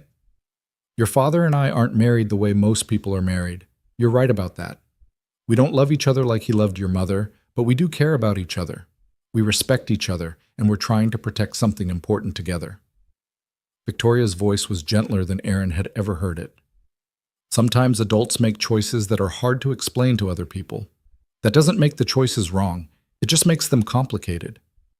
Are you sad that Daddy doesn't love you? Maya asked with devastating directness. Victoria was quiet for a long moment. Sometimes. But I'm also grateful he's honest about it. Lying would be worse. Do you love him? Maya, Aaron started, but Victoria held up a hand. I don't know, she admitted. I'm not sure I know what love is supposed to feel like, but I know your father is one of the best people I've ever met, and having you both in my life has made it better. Is that love? Maybe. Maybe it's something different, but it's real. Maya processed this with her characteristic seriousness. Then she nodded. Okay, I'll tell Sophie you're real even if you're different. After Maya went to do her homework, Erin and Victoria sat in heavy silence. I'm sorry, Erin said finally, about all of this. The investigators, the media, what Maya's dealing with at school. I knew it would be hard, but I didn't realize how invasive it would get. It's not your fault. This is my world. I should have warned you better. Victoria stood, moved to the window. The board votes Friday. 3 more days. If we can just hold together until then. Victoria. Erin joined her at the window. What happens after Friday? If you win. We continue as planned. 3 years. Maintain appearances. Protect the programs. And if you lose? Then we got married for nothing, and I've ruined your life for no reason. You haven't ruined my life. Erin turned her to face him. Maya has her own room. We're warm. We're fed. We're stable. Even if the board votes you out, even if this all falls apart, you gave us that. That's not nothing. Victoria's eyes were bright. You're too good, Erin. You should be angry. You should demand more from this arrangement. You should want something for yourself instead of just being grateful for scraps. These aren't scraps. This is more than I've had in years. Erin paused. But you're right. There is something I want. What? I want you to stop punishing yourself for asking for help. You act like needing someone makes you weak. It doesn't. It makes you human. Victoria laughed, but it sounded broken. I don't know how to be human. I only know how to be armor. Then maybe it's time to learn. Erin's voice was soft. You don't have to do it alone anymore. That's what this partnership means. You carry some of my weight, I carry some of yours. That's how teams work. I'm not good at teams. Neither am I, but we're learning. Erin managed a small smile. One disaster at a time. The phone rang. Victoria's personal line, the one only a handful of people had. She answered, her face going carefully blank as she listened. Understood. Tomorrow at 9. I'll be there. She hung up and looked at Erin. That was Marcus.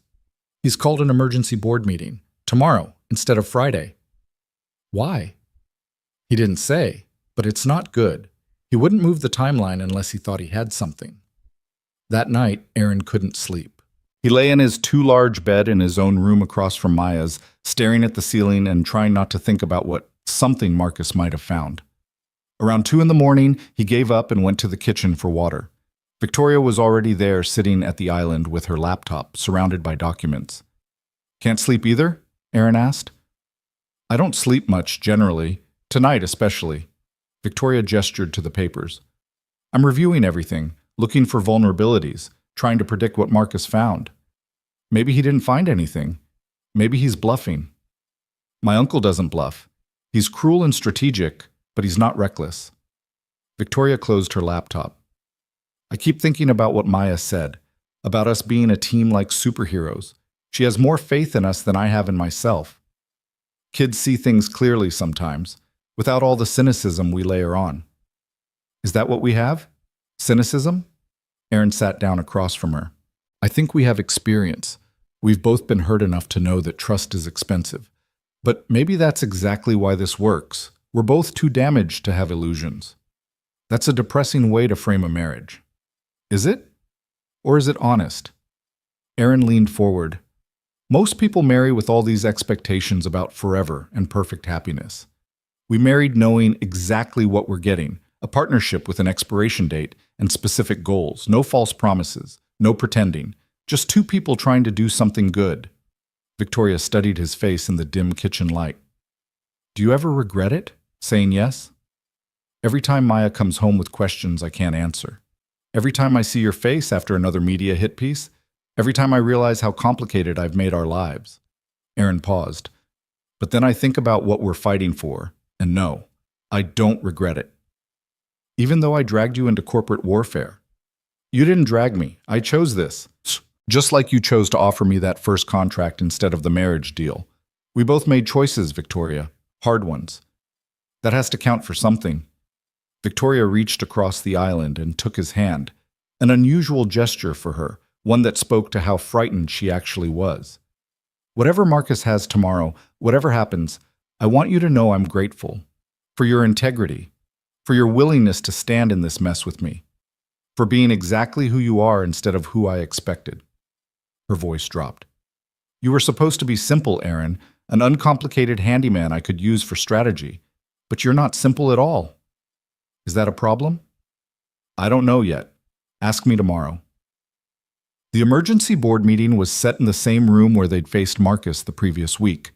But this time, when Aaron and Victoria entered, the atmosphere was different, heavier. Several board members wouldn't meet Victoria's eyes. Marcus sat at the head of the table with the satisfied expression of a man holding winning cards. Victoria, Mr. Cole, thank you for joining us on such short notice. Marcus gestured to chairs. Please sit. This won't take long. They sat. Aaron felt Victoria's tension like a physical thing beside him. I'll get straight to the point, Marcus continued. This board hired a private investigation firm to examine the circumstances of your marriage. Standard procedure for situations that might affect company leadership. You investigated my personal life. Victoria's voice was ice. The company's interests required verification of claims made to this board. Marcus opened a folder. What we found was interesting. Mr. Cole, you signed a maintenance contract with Hale Industries on February 6th, is that correct? Yes. And you married my niece on February 27th, 3 weeks later. Yes. The investigation revealed that Victoria offered you this contract after a single dinner meeting, that you'd never worked for Hale Industries before, that you had no established reputation in corporate maintenance. Essentially, she hired you based on one conversation. Marcus looked up. Would you call that standard business practice? Aaron felt the trap closing. She saw potential in my work. Or she was already planning to marry you and needed to establish a prior professional relationship. Marcus pulled out more documents. We also found that Victoria had been receiving pressure from this board about personal stability for months before your marriage. That she'd attended exactly one blind date, scheduled for the same night you happened to be at the Lexington Hotel. That the man she was supposed to meet never saw her because she sat at the wrong table. Your table. The room went silent. Victoria's hand found Aaron's under the table, gripping hard. How did you... Victoria started. The man you were supposed to meet works at a firm we retain.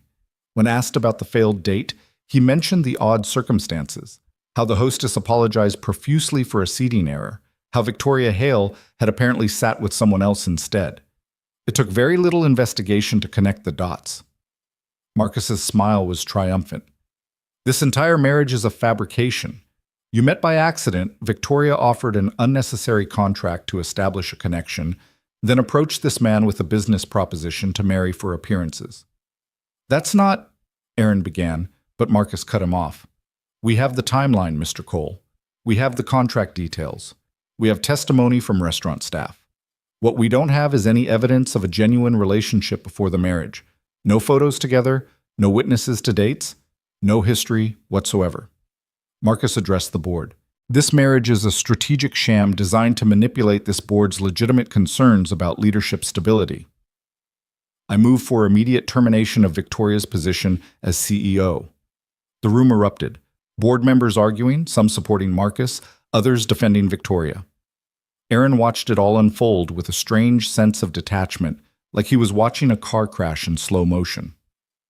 Victoria stood, and the room quieted. You're right, she said clearly, about almost everything. Aaron's stomach dropped. What was she doing? Aaron and I did meet by accident at a restaurant. I did offer him a contract after one conversation. The timeline is exactly as you described. Victoria's voice was steady, calm. But you're wrong about why. Enlighten us, Marcus said smugly. I offered Aaron the contract because he was the first honest person I'd met in years. Someone who wasn't performing, wasn't networking, wasn't trying to use me. Just someone real sitting at the wrong table, being himself. Victoria's voice strengthened. Yes, I was being pressured to marry.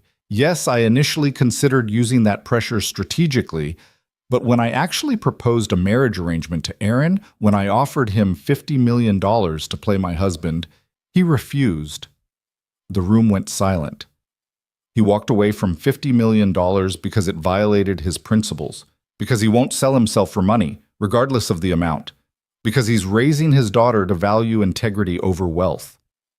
Victoria looked at Aaron, and that refusal changed everything.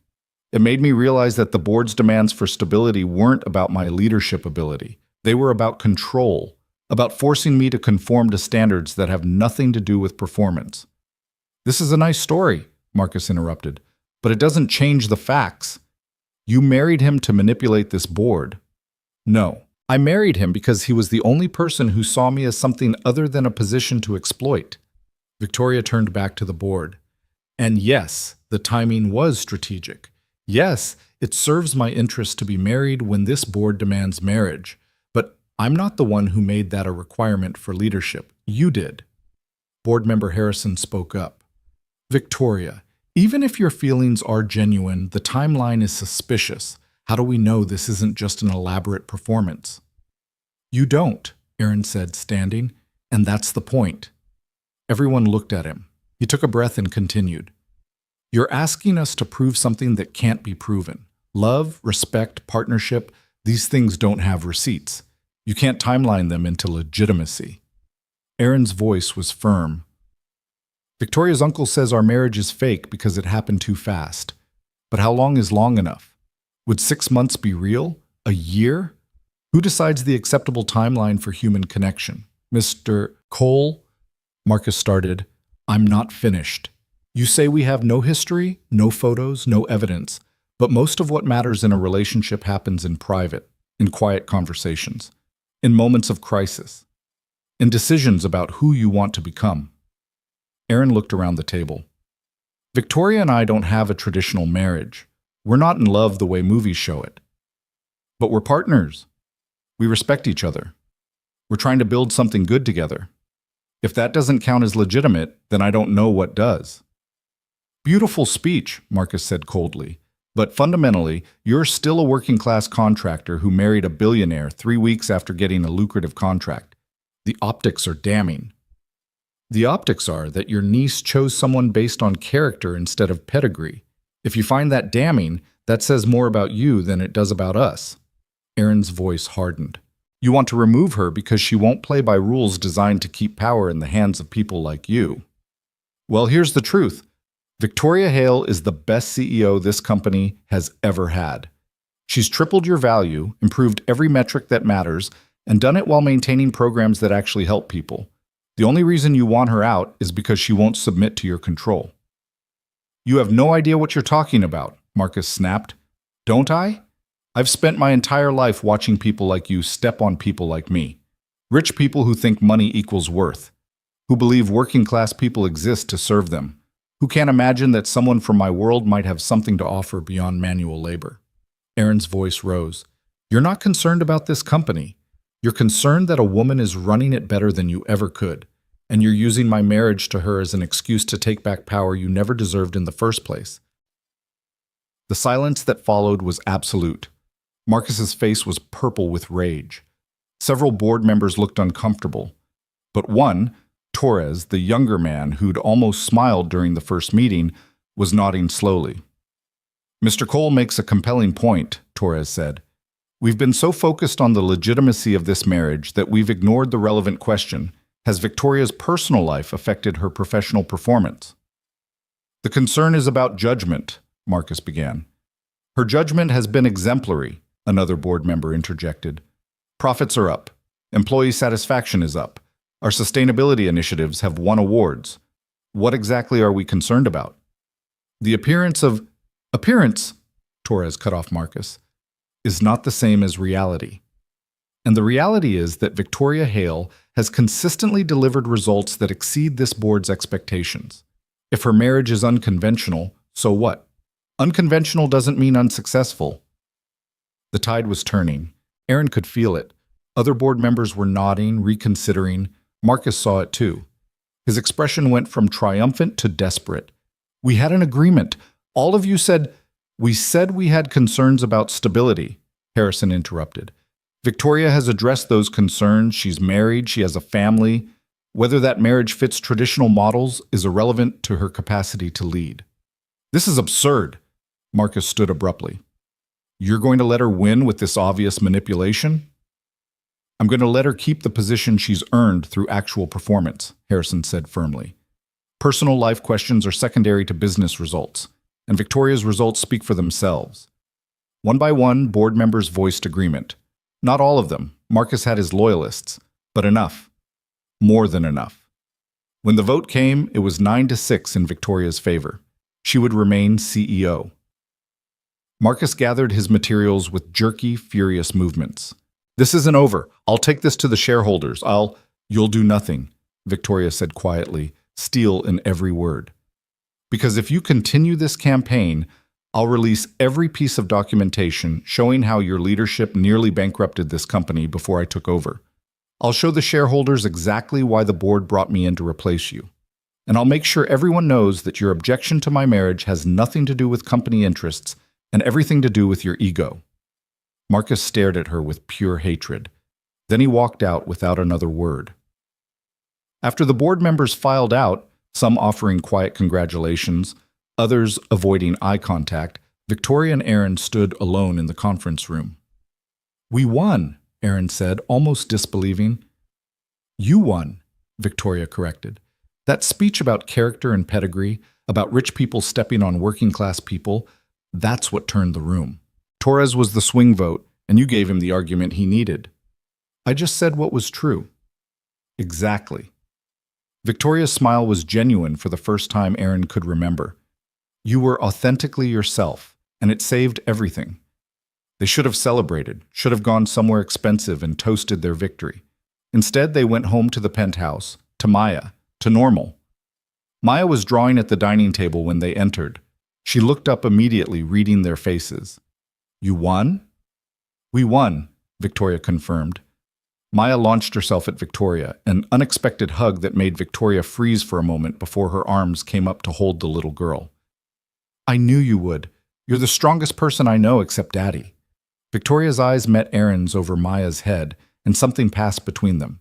Understanding, gratitude, recognition of how completely this child had changed everything. That night, after Maya was asleep, Aaron and Victoria sat on the terrace despite the March cold.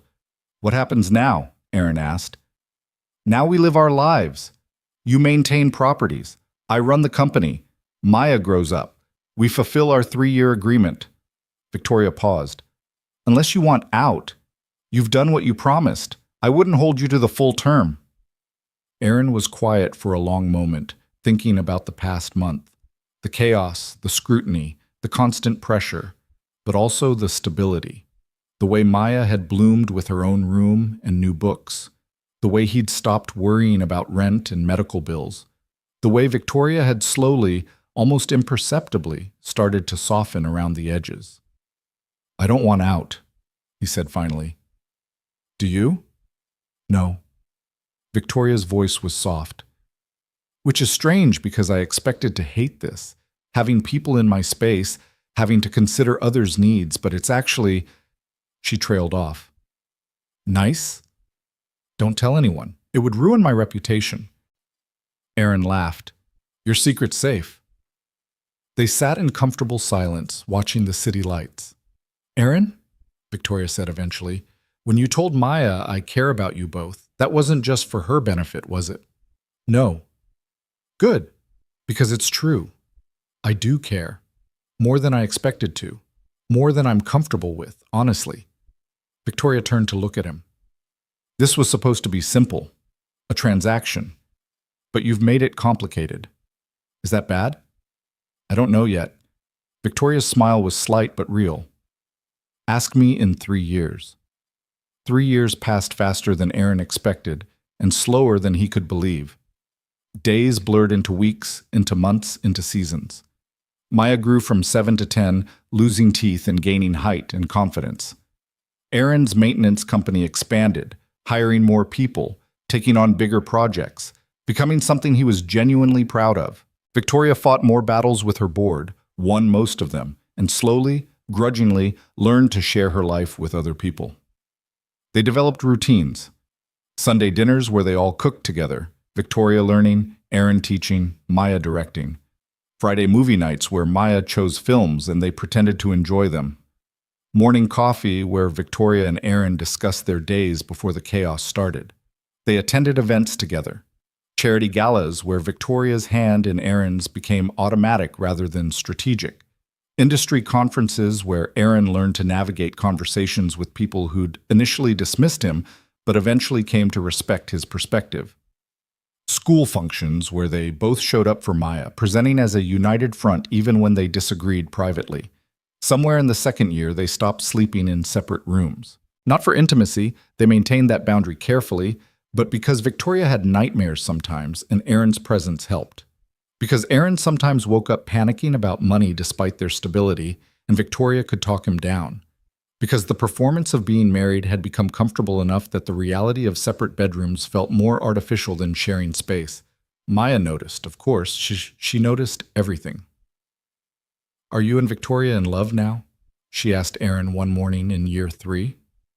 "Why do you ask?" "Because you look at her different, like Daddy looked at Mommy in the pictures." Aaron had no idea how to answer that, because the truth was complicated. He didn't love Victoria the way he'd loved Angela, that passionate, all-consuming partnership of early marriage and shared dreams. But he loved her in other ways. He loved her sharp mind and sharper tongue. He loved the way she read bedtime stories to Maya with perfect dramatic delivery. He loved that she'd learned to make pancakes just because Maya mentioned liking them. He loved her integrity, her fight, her refusal to compromise on what mattered. Was that love or just deep respect and affection born from shared experience? "I care about Victoria a lot," Aaron said carefully. "She's family now. That's a kind of love." "But not the married kind?" "Maybe a different married kind than what you're thinking." Maya accepted this with her characteristic wisdom. "That's okay. There are lots of kinds of love. You taught me that." Near the end of the third year, as their contract approached its expiration, Victoria called a family meeting.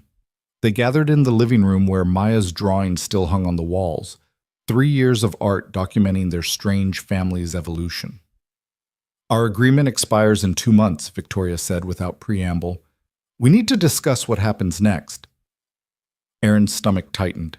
They'd avoided this conversation for months, both of them pretending the expiration date wasn't approaching.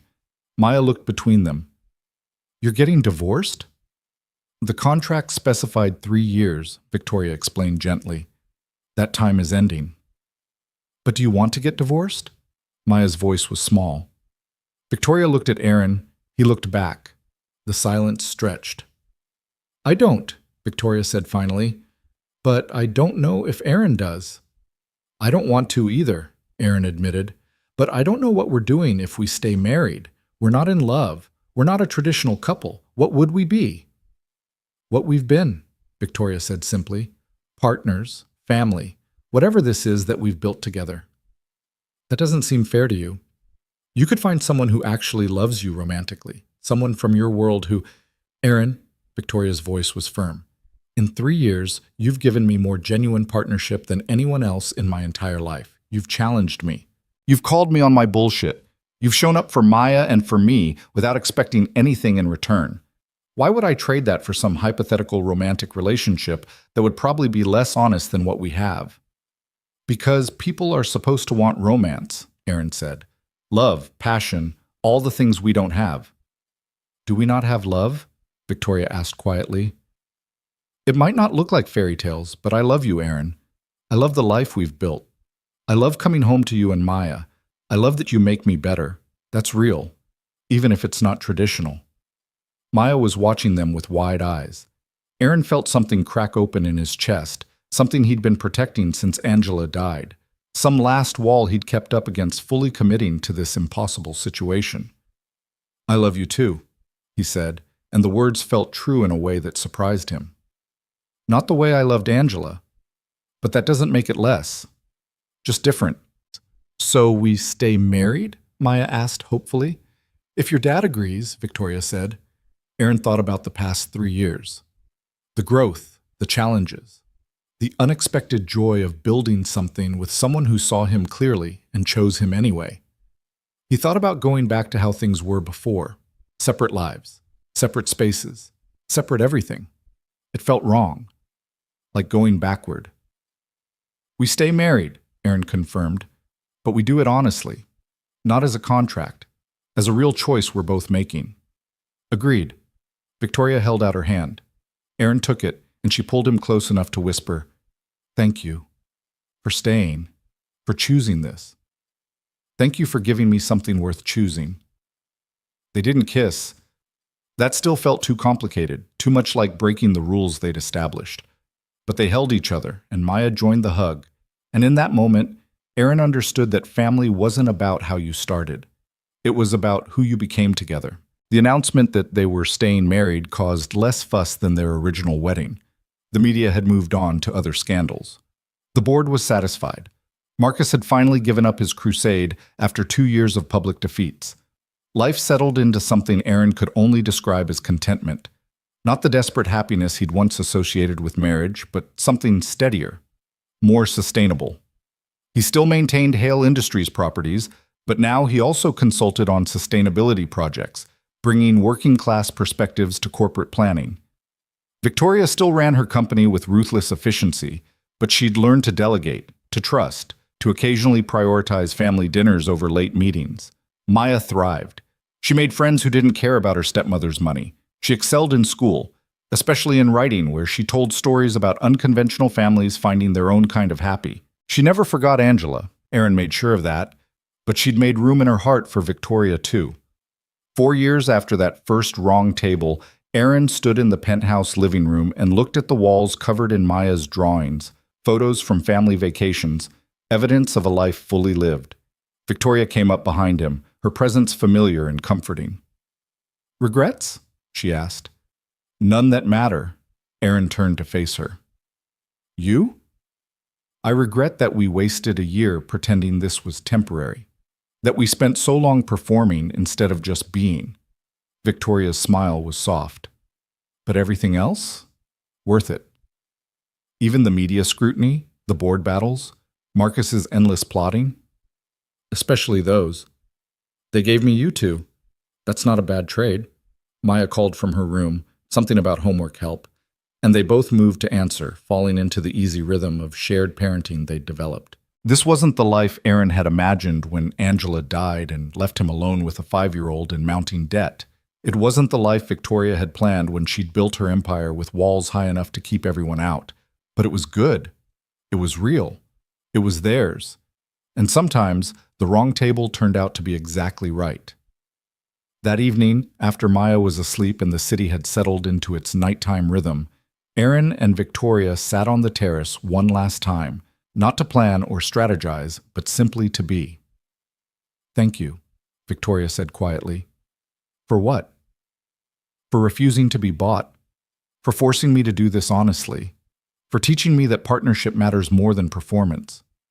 She leaned against his shoulder, a gesture of trust that still felt precious. "For being you." Aaron wrapped his arm around her. "Thank you for seeing me.